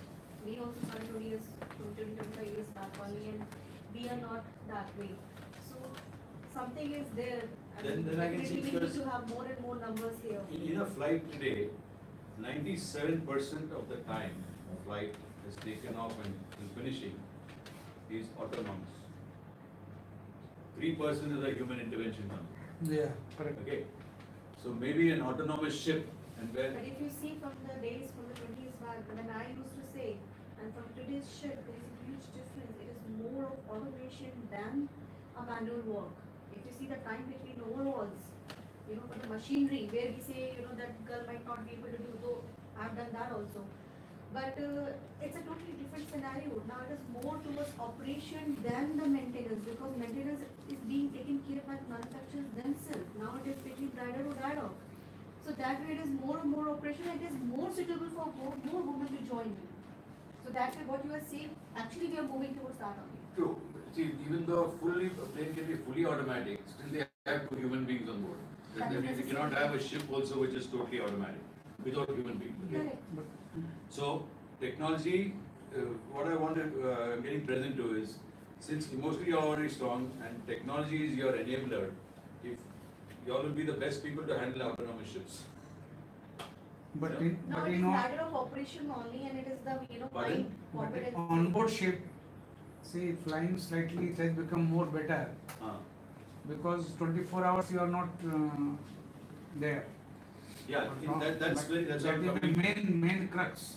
Main concern is that Here on 24/7 working It place. may be autonomous or anything. If there are some manpower required to be there, they have to be on board. Previously, ATC used to be there more ladies. Then it became even aircraft. Yeah. But aircraft, you fly from here to there and then go to hotel. You are in means sort of independent. Those normal like things are there. But when you go to onboard ship, you are 24 hours tied up. So your workplace and your home residence is the same. But There that is that's one hindrance. difference. Hindrance In a means One plane, difference, that could be the reason that we have not been successful. So it was not also having this. It's not I'm not- I'm not- aeroplanes, Yeah. 20 years back were totally manual. It was not like, they had to push things, really on their shoulder. It was not like that.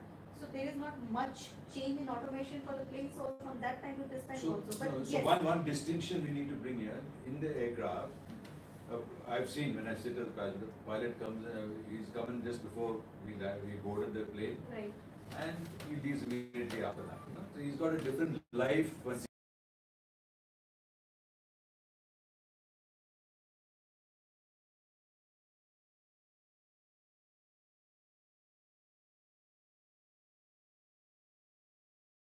he leaves the aircraft, the ship per yes. se. So, which also has an impact on relationships. That is the real impact. This is something we need to look at. Yeah.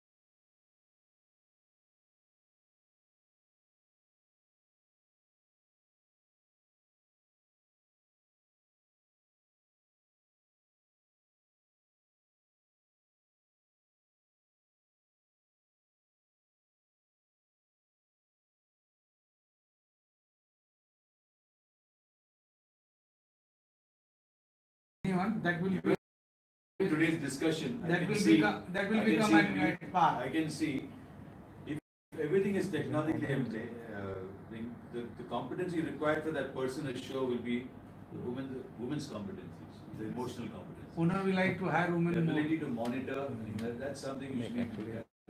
Whether we can develop our women to more because you're more intuitive, the sixth sense. Yeah, but you need to have some kind of onboard experience before you So switch maybe to a short job. Otherwise, you will not understand at all what the other part is saying. That is mandatory. That is required. So that's That's where you need to have women on board. so bringing up. See, I'm totally into this concept of being deserving. What is being deserving? If you deserve, you get it. It's like this deserves to fall, it falls because of gravity and weight. You deserve to rise, you will rise. There's no doubt about it. Man-made rules may stop you, but finally nature will take care of that. And if every man comes in between, he's finished. I'm very clear about this. So, what is it to make ourselves being deserving?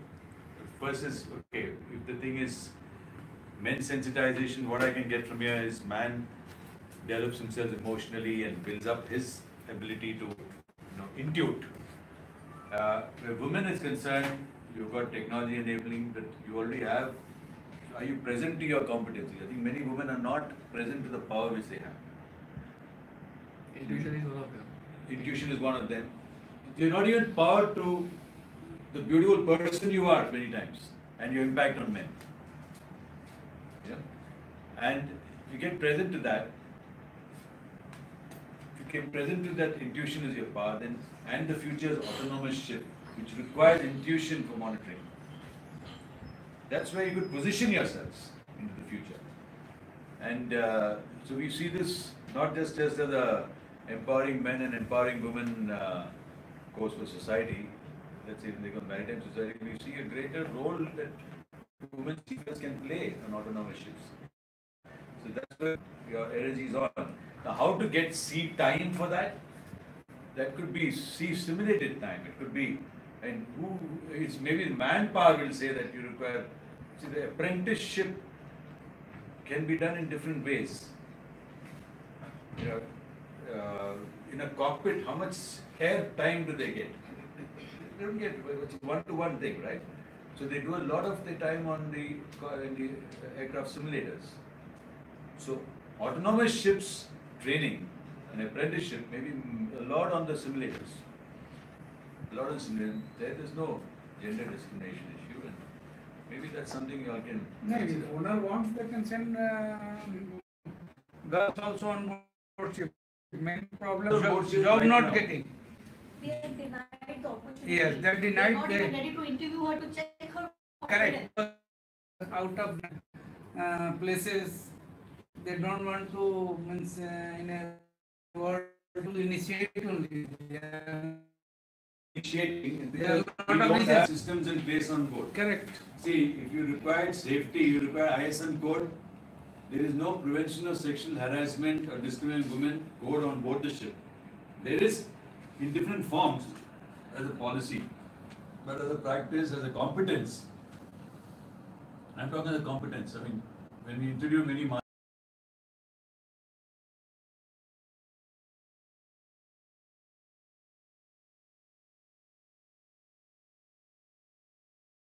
girls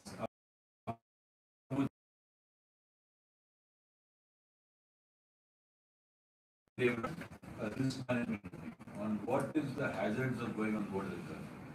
Maybe those I've got to now bring those risk management sheets out and share with you. Maybe you all can and that risk management hazards which we can use inherent perceived and the control we need to put in place. And if such a thing we can put on board as a prevention of sexual harassment act, I think it will serve the Indian government. Thank you so much for- Not only that, if and truly, practicing, huh? if truly government wants that ladies should be more employed, then they have to give some incentives, and public sector company has to take the lead first. See, what incentives can you give them? Incentives, tax break, this thing, that. Fees, all incentives. No, those incentives telling the way 400 owners. Then also 80% will tell मगज आके कमाने का. Only 10 to 15% of Indian CBR are sailing on Indian ships. Yes. So that's too smaller. An Indian government can't influence the foreign ships. No, they can't do. Right? So whom they can influence are the RPS companies. RPS. Our Indian government's access to Indian seafarers on board foreign ships is to the RPS companies only. Same thing. Yes. Okay, of course, we got our IMEC chairman now is Captain Rajesh Tandon, International Employees Association. Maybe through him also, we should be able to influence this. So, whatever incentives you're talking about, we're not talking about the 10-15% on Indian ships only. We're talking about RPSL also they can do. That is also under DG only. and Make 25%. Not 25%. just to summarize. You take one person in a year, that is fine that they are taking.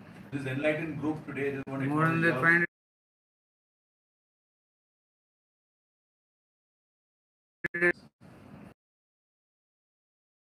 So I'm not this. I'll tell you the consequence. Section 498, I think, can give you life imprisonment also till that. So what for me I've gained in this course is that from all your interaction, that men need to develop themselves emotionally. Women need to be compassionate to men more, and not be feeling like victims. That's very important. I'm going to do that. Don't be generate yourself as victims all the time. Maybe we can have some type of a cell where women who feel like victims can address, and we can transform that thinking. Okay. Through conversation. For me, management is management conversations. You have the right conversations, you can change your whole. And that's what I do in the Being Deserving group. I only have conversation with you. Okay, I don't hit you, I don't smack you, I don't nothing like that, right? So we can see the future of women playing a major role in autonomous ships. There's a seminar coming in IMO now, you know that, on autonomous ships. Please interact with them so that you can participate in that. I think it's coming up this year or next year. And, there's also, next year we're going to have ISMA. ISMA is the International Ship Federation of Shipmasters Association. One of the issues there is autonomous ships.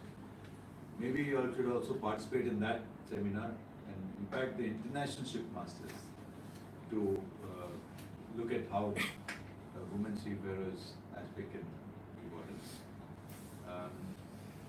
What else? So these are the various the yogic aspects of developing all parts of your constituencies, which is your body, mind and intellect, besides just your gyan, is very important.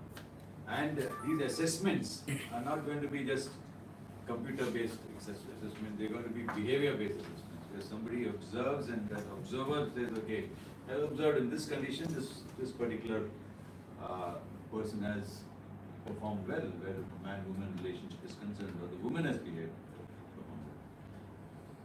That's very important. What the world has now recognized, only 30% of your competencies are technical, 70% are based on behavioral competencies. So, but then, for convenience sake, so don't please just accept a DG approved certificate that you're competent. Okay? That's only representing 30% of your competency. You need to go much beyond that. You need to go, and if you really want to work it yourself, you just think I read all second mate's portion, now I'm second mate and now I'm competent. I got my exams first shot. No. You still may not be able to hand that woman on board. So, behavioral competencies are key. And for behavioral competence to develop, behavioral assessments are important. Behavioral competence cannot develop with technical assessments. Right? So, can I just now take a feedback from each of you? What have you gained today? And then we just make you present to the spirituality, the divine competencies for women and men. which we. So, Rohit, you want to start off?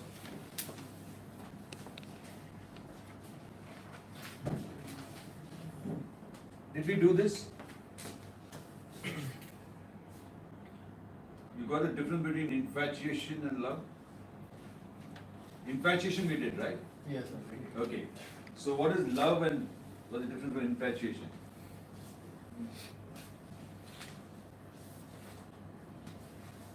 How do you know somebody loves you?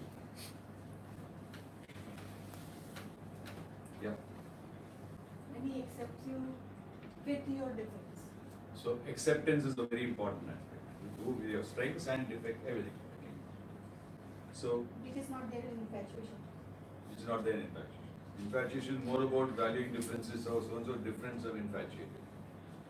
Yeah, caring, understanding. Infatuation is just feeling. Acceptance. Mm. No, Infa- love is, yeah. Infatuation you just feel. It's external. There is no. Yeah.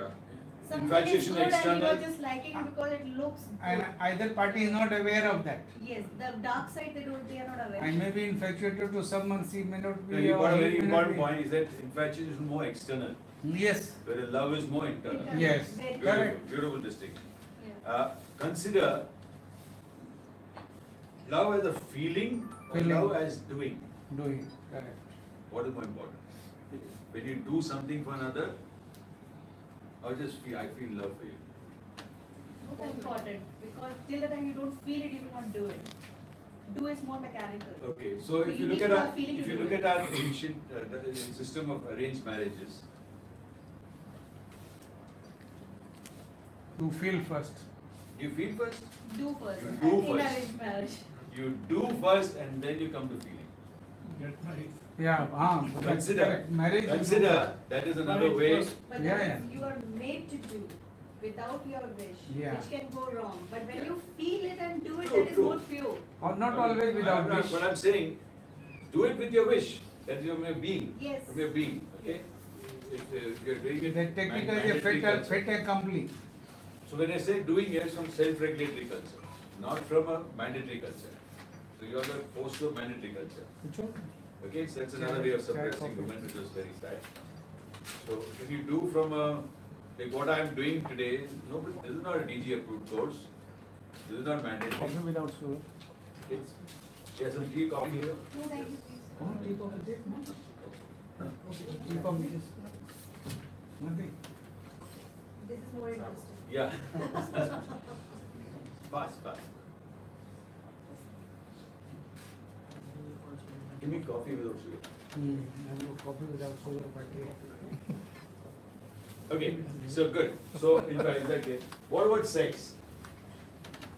Is sex a form of lust or sex a form of necessity for having children? Marriage Is for for pleasure or for? marriage is for children. Right? You don't have to have, maybe married to have children. It's nature. It's nature. You cannot deny the nature. Okay. You know the meaning of the word sex, where sex came from? What is sex an acronym for? It's an acronym for spiritual experience. Okay? Spiritual experience. When you are unified, only that in sex, that spiritual experience is momentary. Okay. It becomes necessity. And then that same spiritual experience, when which you can create with yoga and all that, is amazing. Okay. Actually, just use actually define that is the point of time your all thoughts, everything is focused. You don't think of yourself. No, At that moment of this thing, you are not existing. that is your spirituality. But that is only for how much time? Fraction of second. Okay. So how about having that all the time in your life? You will come out. That is what yoga does for you. You know, and when you go into that, then you use sex as procreation.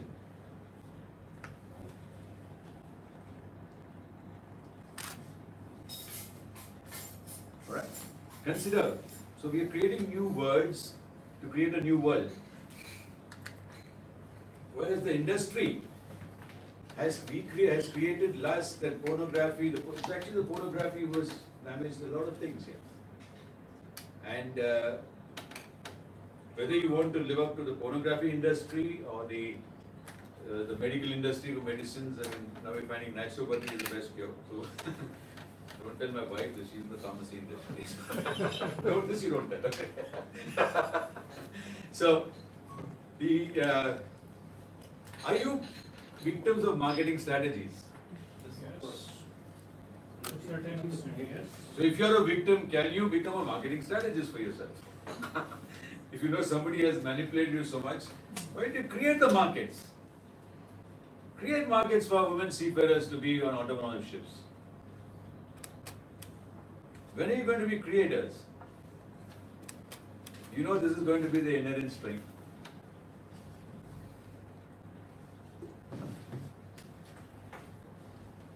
So is God a marketing strategy?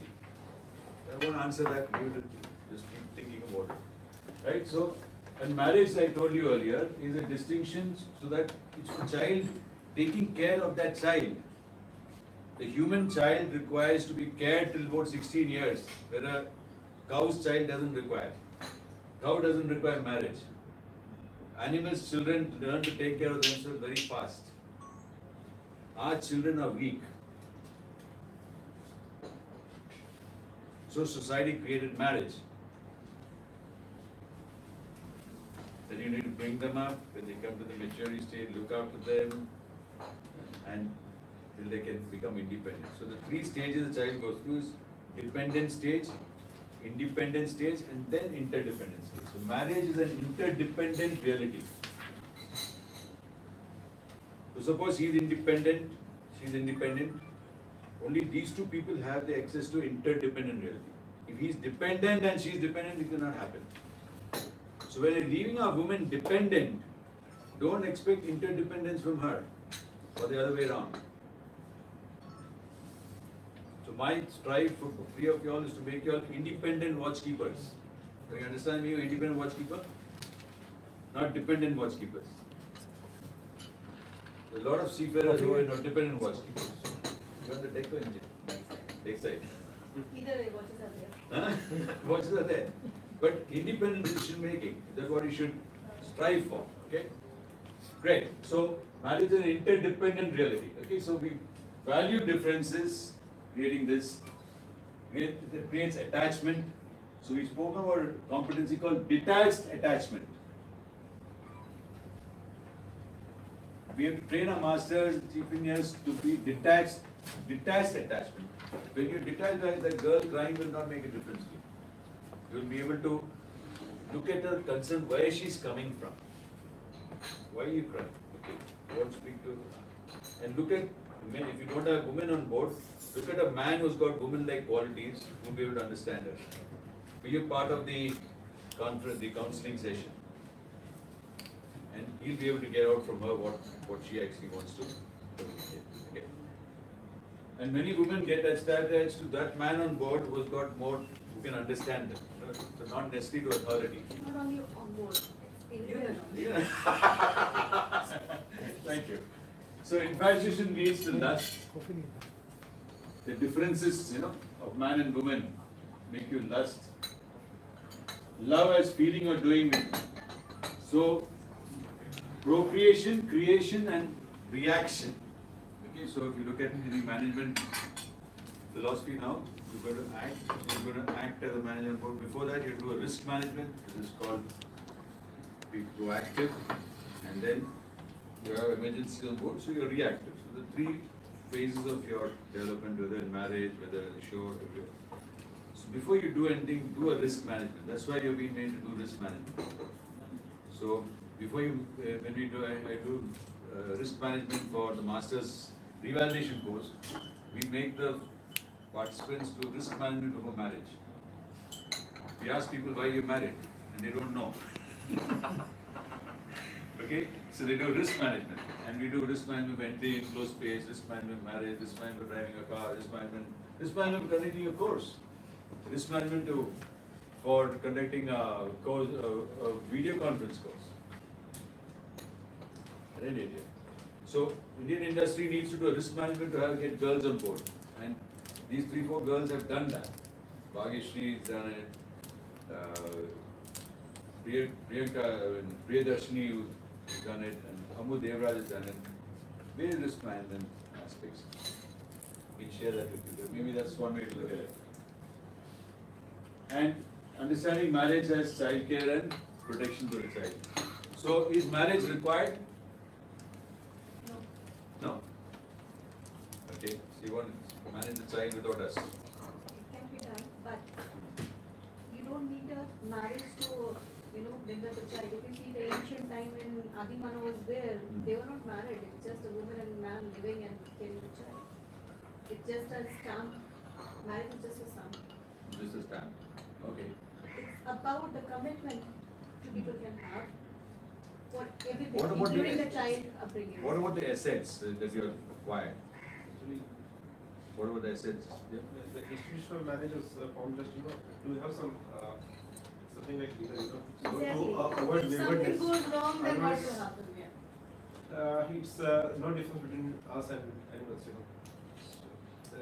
They also have kids and they also bring them up. But, It's only commitment. Legality, but with this thing of marriage, you have some certain, law, some restrictions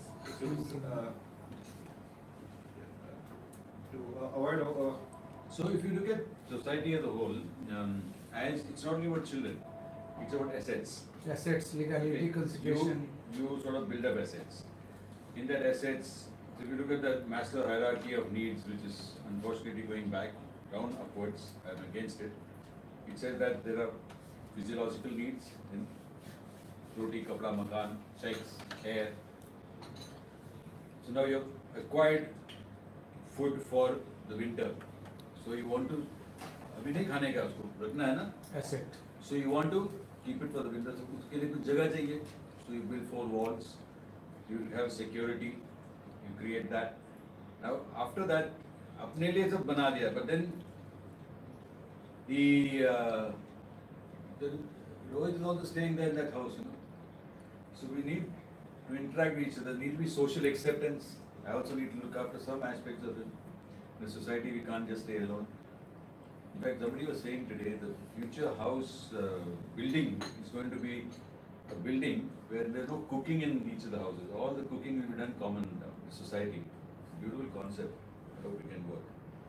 The bottom floor will only be for common cooking for all the residents of the area. And everybody is supposed to eat over it. So the social acceptance and society needs is what was created. So you need to tell whether these are required or no for you all. I mean, be first clear about the intent of each of these things. Then, when this is needed, then again, usme you have a competition, make them improve themselves. So in that improving the esteem needs, the beta, this boy has done very well, that boy, and keep improving esteem. And then slowly those people come to understand that the self-actualization, that I'm just not a human being, I'm a spiritual being with a human experience. And I can create. Coming from that context, see whether marriage is required. If you look at just that, at the bottom level, they think it's not required. If you look at, when you look at marriage required, look at 10 years from now. Look at 20 years from now. We have all technology in place that marriage can be dismantled today. But that's something which you need to look at. And how are those assets going to be protected? Is your child an asset? This movie 102 Not Out was fantastic. Have you seen it? I want to watch it really. Very great. Trailer was really good. Rishi Kapoor is the son and Amitabh is the father. 102. And finally, he tells Rishi Kapoor, I'm going to take you to an old age home. So the first time father is going to take a son to an old age home. Because the way the son has been living, the victim has been so pathetic. And why we doing a victim? Because his children have given, his one son has given up on him. And he empowers him so much that finally Rishi Kapoor has the courage to tell the son when he comes from USA, get out. Don't enter my house. You know, which is. You opened it. Pardon? You opened the climax. spoiler. Yes, sir. No, Actually, but not the climax. The climax is after that. I stopped there before the climax. Okay, 90% done.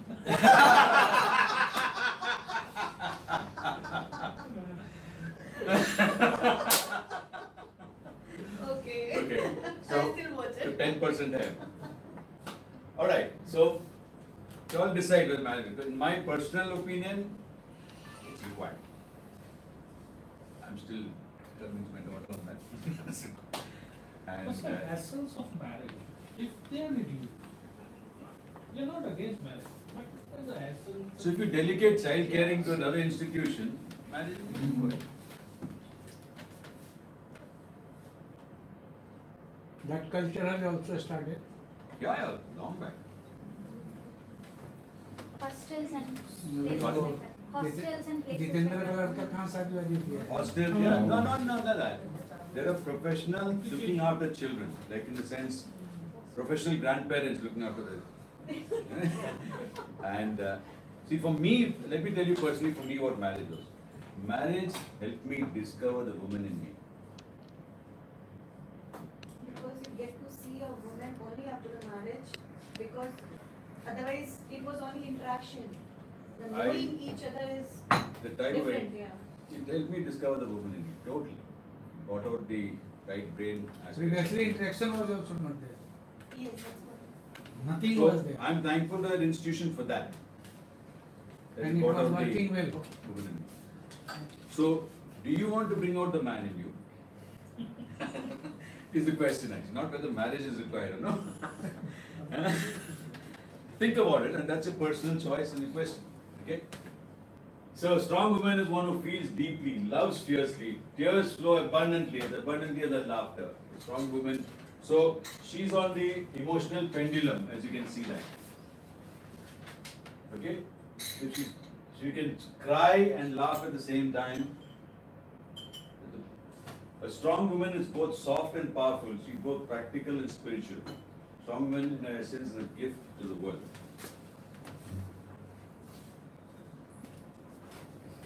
So we've done this the whole day. I'm not going to go into this. Perhaps if careful little boys were comforted instead of shamed, there wouldn't be so many angry men struggling to express and empathize with emotions, right? Very true. And I think, Captain Rizvi, my invitation as a Breezy Institute, make your boys cry. And I mean, I would make them bring this about, bring out the woman in them, We need you, sir. from the right brain. That will paradox. Session शुरू कीजिए. Yeah. Half an hour cry. Planning some sessions. A strong man is one who feels deeply, loves fiercely. His tears flow just as abundantly as laughter. A strong man is both soft and powerful, being both practical and spiritual. A strong man is a gift to the essence of the world. Can we say that? See, you are not differentiated. Same exactly आपने मार दिया. No, can we say it? My question is, can we Yes. say this? Yes. So all our shipping industry, RPS people are, they feel deeply, love fiercely, their tears flow abundantly as their laughter. They are both soft and powerful, practical and spiritual, and gift to the seafaring profession. And they will increase the number of girls going on board. If it happens. Huh? You have doubts? If it happens. No. If this happens, yes. All right. So we've done this in the morning. This is very critical. Are empowered women disempowering women? And empowered women disempowering men? Is this fair creature represent a threat to men or should be welcome? Should be welcome. Any woman appearing to possess these qualities, but then who uses them against men is not empowered as she thinks she is. So we've said that because emotionally you are strong, if you think you're going to disempower men, you are in the wrong thing. And that's one of the reasons of concern that women are not getting involved. So consider that in your women's organization, if you can do something to get this. I know this thing from the other industries, but women has not reached to that level yet in seafaring. Whatever it is, we have to start from it. We have to assume that they have reached and do that. That we need to take this precaution proactively at this stage before they do that. What weakens the case of women is somewhat suspicious of the rabidly anti-male feminist. So no woman should become an anti-male. That will become a problem. Okay? So this is what a castration dynamic, the dominion of man over woman, created the powerless of women. Women only had power over home and children, and women had power over the son. And this son, when he gets into relation to the wife, he doesn't know how to manage that. And the woman, the wife said, "You are your mommy's boy." There's divorce. Maybe the woman is telling the truth.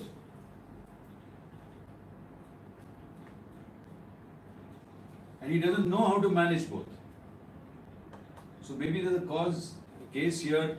Many male seafarers are not getting married now. Okay, maybe the reason is they are away from home, but this also could be a reason they become mama's boys. So the pendulum swings from tyranny to passivity. There's emotional, mental, and physical effect on men also.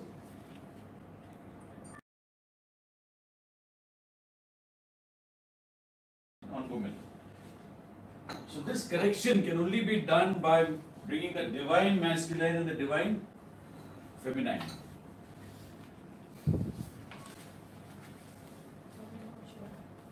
Pardon? You're talking about Shiva. Yes. So this is the man and woman, and there's a nice line in between. We have to dissolve that line, right? Bosch Act is drawing that line. What we are looking at is to dissolve that line, okay? So does it dissolve? Not in this. So the book can dissolve, right? Can you just show them that page? Yeah, that particular page. Yeah, that one which you opened up. So this is the final Page number. which page that? When these pictures come together, this is what we have. So you may be bodily different. 11. You may be bodily different, page number 11. Yeah. But psychologically, you'll be one. It's possible. Right?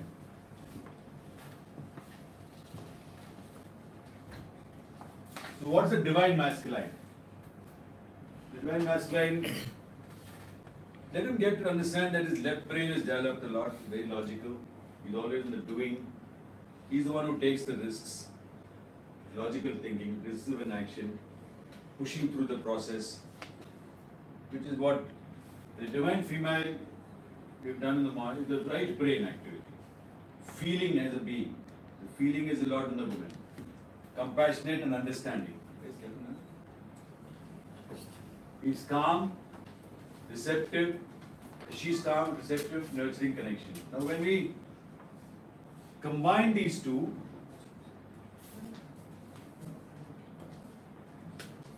this is the divine feminine, divine masculine. The behavioral competencies we require for the future are this type. We sympathize both. So it's possible to develop these competencies from both sides. Connective, co-creative, supportive, spacious, resilient, destiny, creation, creator of your destiny is all possible. Okay? So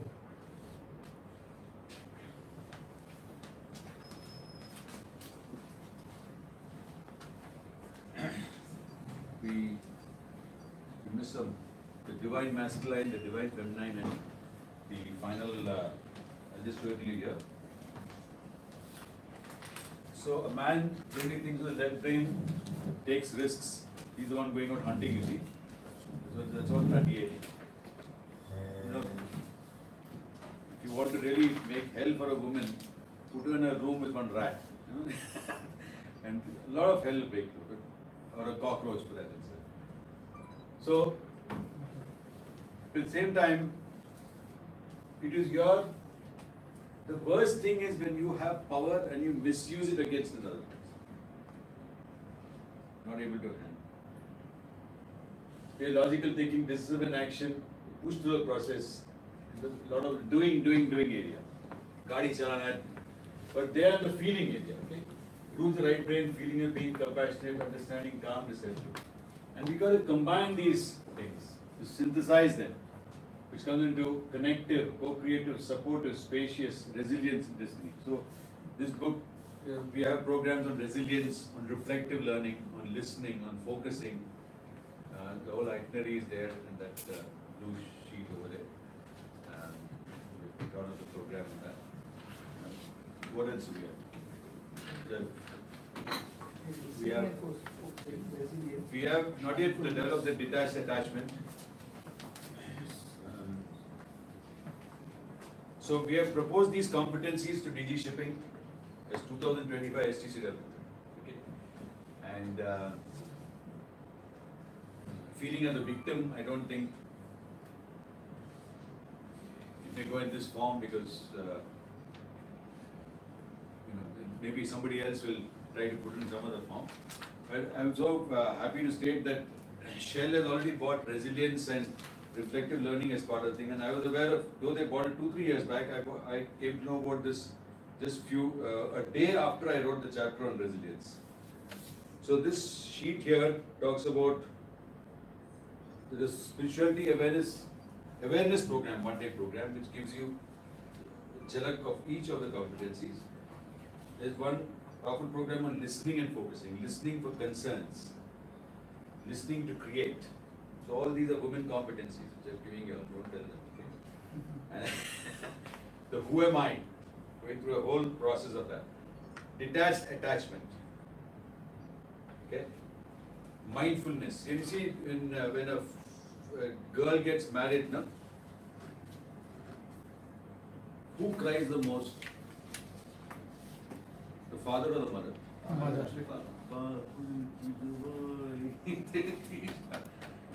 Right? The mother has got detached attachment as a competency.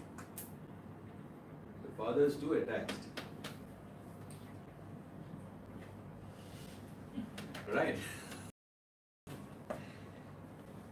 Mindfulness, accessing intuition. This we conducted last month. They all were there. Mindfulness and resilience. Crucial communication. What you need to practice to have with that woman seafarer is crucial communication. Crucial communication will give exercise on how to remove those concerns of the woman, understand that concern without detached. I mean, now her crying is making you totally confused, right? Kya karna hai? But crucial communication goes for that. The difference between responsibility, authority, and accountability. Relationships. Reflective learning for transforming culture. Okay. Spirituality management. So spirituality management is what we're trying to come up now into the future. Spiritual leadership we've done. Spirituality management was every September Teachers Day I conduct a program. So the target for this thing will be either spirituality management or somebody has invited me to habits of highly effective teachers. Maybe I'll do that. But spirituality management is a very important aspect. Creating possibilities. We told you about purposes, creating goals in life. But doing that goal, how to be that possibility. So right now, though we want to be the possibility of love for our family, just telling them earlier, there's a lot of crap in us. And crap with ice cream still leaves it as crap. So no point. So you need to know how to take out the crap to fill up yourself with the love, compassion that you really are. And then it's a possibility. The day I told you making that child stop crying, there's no crap there for me. That's what makes the child. But if you put yourself crap, you can't, your mother can't look after you. That's all crap, okay? All the conversations in your head. That can stop you from accessing that competency. So creating possibility, and this is where male seafarers have to, when women come on board, be yourself a possibility, commitment to that woman having a very powerful life on board. And of course, team and teamwork. You want, we can, who's heavier, you or you? You are, right? Yeah. We can lift you up with your fingers, just spirituality. 4 of us. But that's another course that we have to Okay. To show you the power of team and teamwork. Empowerment, indeed, Empower Women is our 14th program here. So these are the programs which we have. And they're all towards building up these aspects of the human being. So when somebody is arguing with you, now you have this blank picture there, you want to fill this up there. You can do that.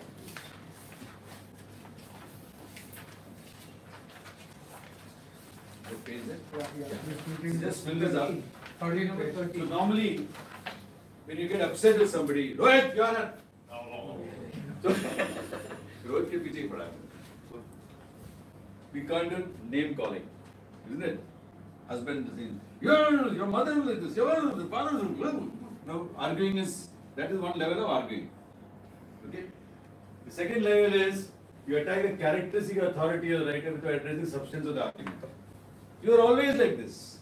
You are a woman, you will always behave like this.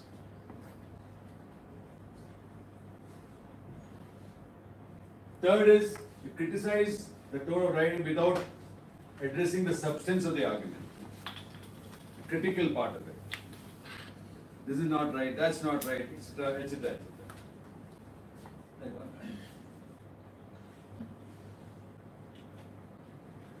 The fourth is state the opposing case with little or no supporting evidence.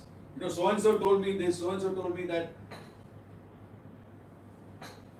Refutation.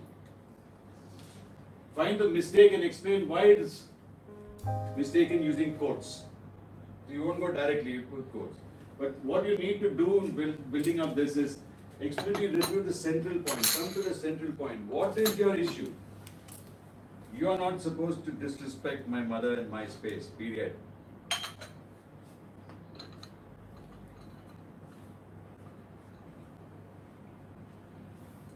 You are a girl cadet on board. These are the rules and regulations. You're not supposed to go into a man's cabin, period. But have you had those policies in place? The central thing is, man doesn't know how to manage a girl. So why do you want to be a hazard for him? It's not me, that's what Radhika told that girl cadet. Learn to have your arguments from that point of view. What is the context you're coming from? Okay, and that will help you a lot. While the struggle for equality is real and the issues that still face women remain formidable, I always sense in my heart that the feminist who is seriously anti-men is not entirely happy of being female either. If you're comfortable being female, you will never be anti-men. Perhaps you feel weak, so attempts to look strong by trying to beat men at their own game, encouraging women to behave more like men to get ahead of life and career. So failure, so many feminists became feminists because a man in their lives did something bad to them. The paper is called Andrea Dworkin. Why didn't you Google her and see? The most famous example of this kind of feminist, I'm encouraged by the fact that more mainstream figures of women have written, such as Germaine Greer, Gloria Steinem, Betty Friedman, Sherry Hindi, had no such dreadful experiences. And I'm sure Sunidhi and all you people here will also be writing a lot where you really transform how men look at you. Okay, that's what I'm creating. I'm acknowledging you for being here and creating future for people to have that space on board that women will be respected and loved and given the right place. And I'm holding you accountable for that. You accept it. I want to put your name there. I'm trying our best, but. Okay, good. So, some of the issues women faces. Is it wrong to ask a woman for sex straight up?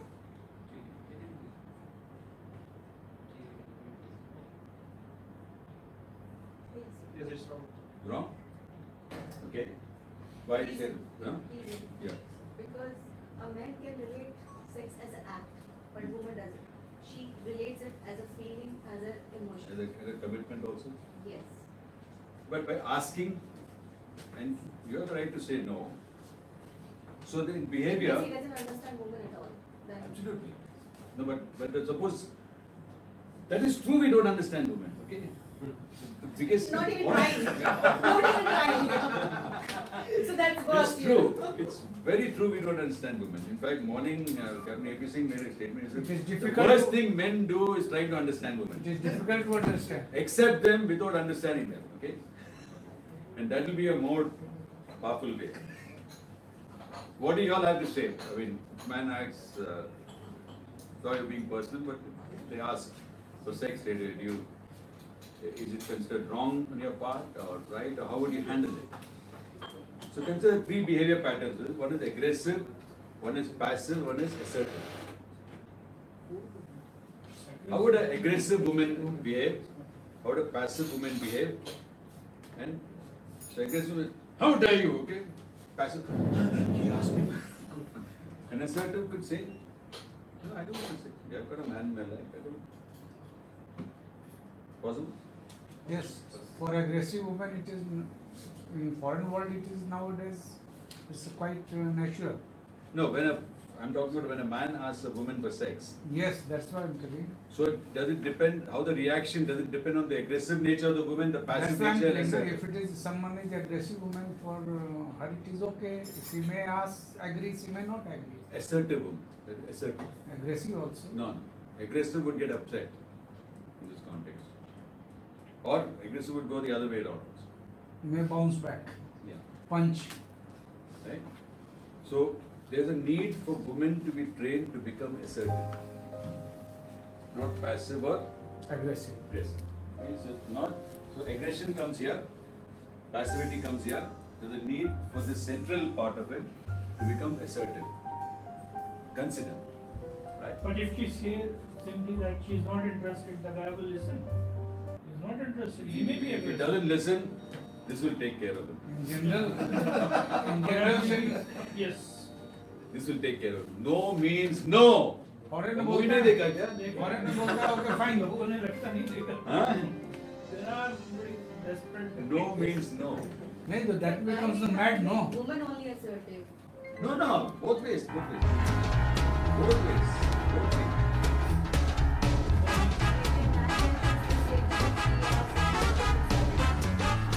Hey, what do a man do? Ah, yes. Hello, we coming there. What do a man do when women ask him for sex? Accept them. Here also it depends. अरे, Some aggressive one may punch. yeah. ये No, he will immediately try to judge the character of woman. Maybe that amounts to same punching, no? So again, that depends on whether he's aggressive, passive, or assertive. Yeah. Okay?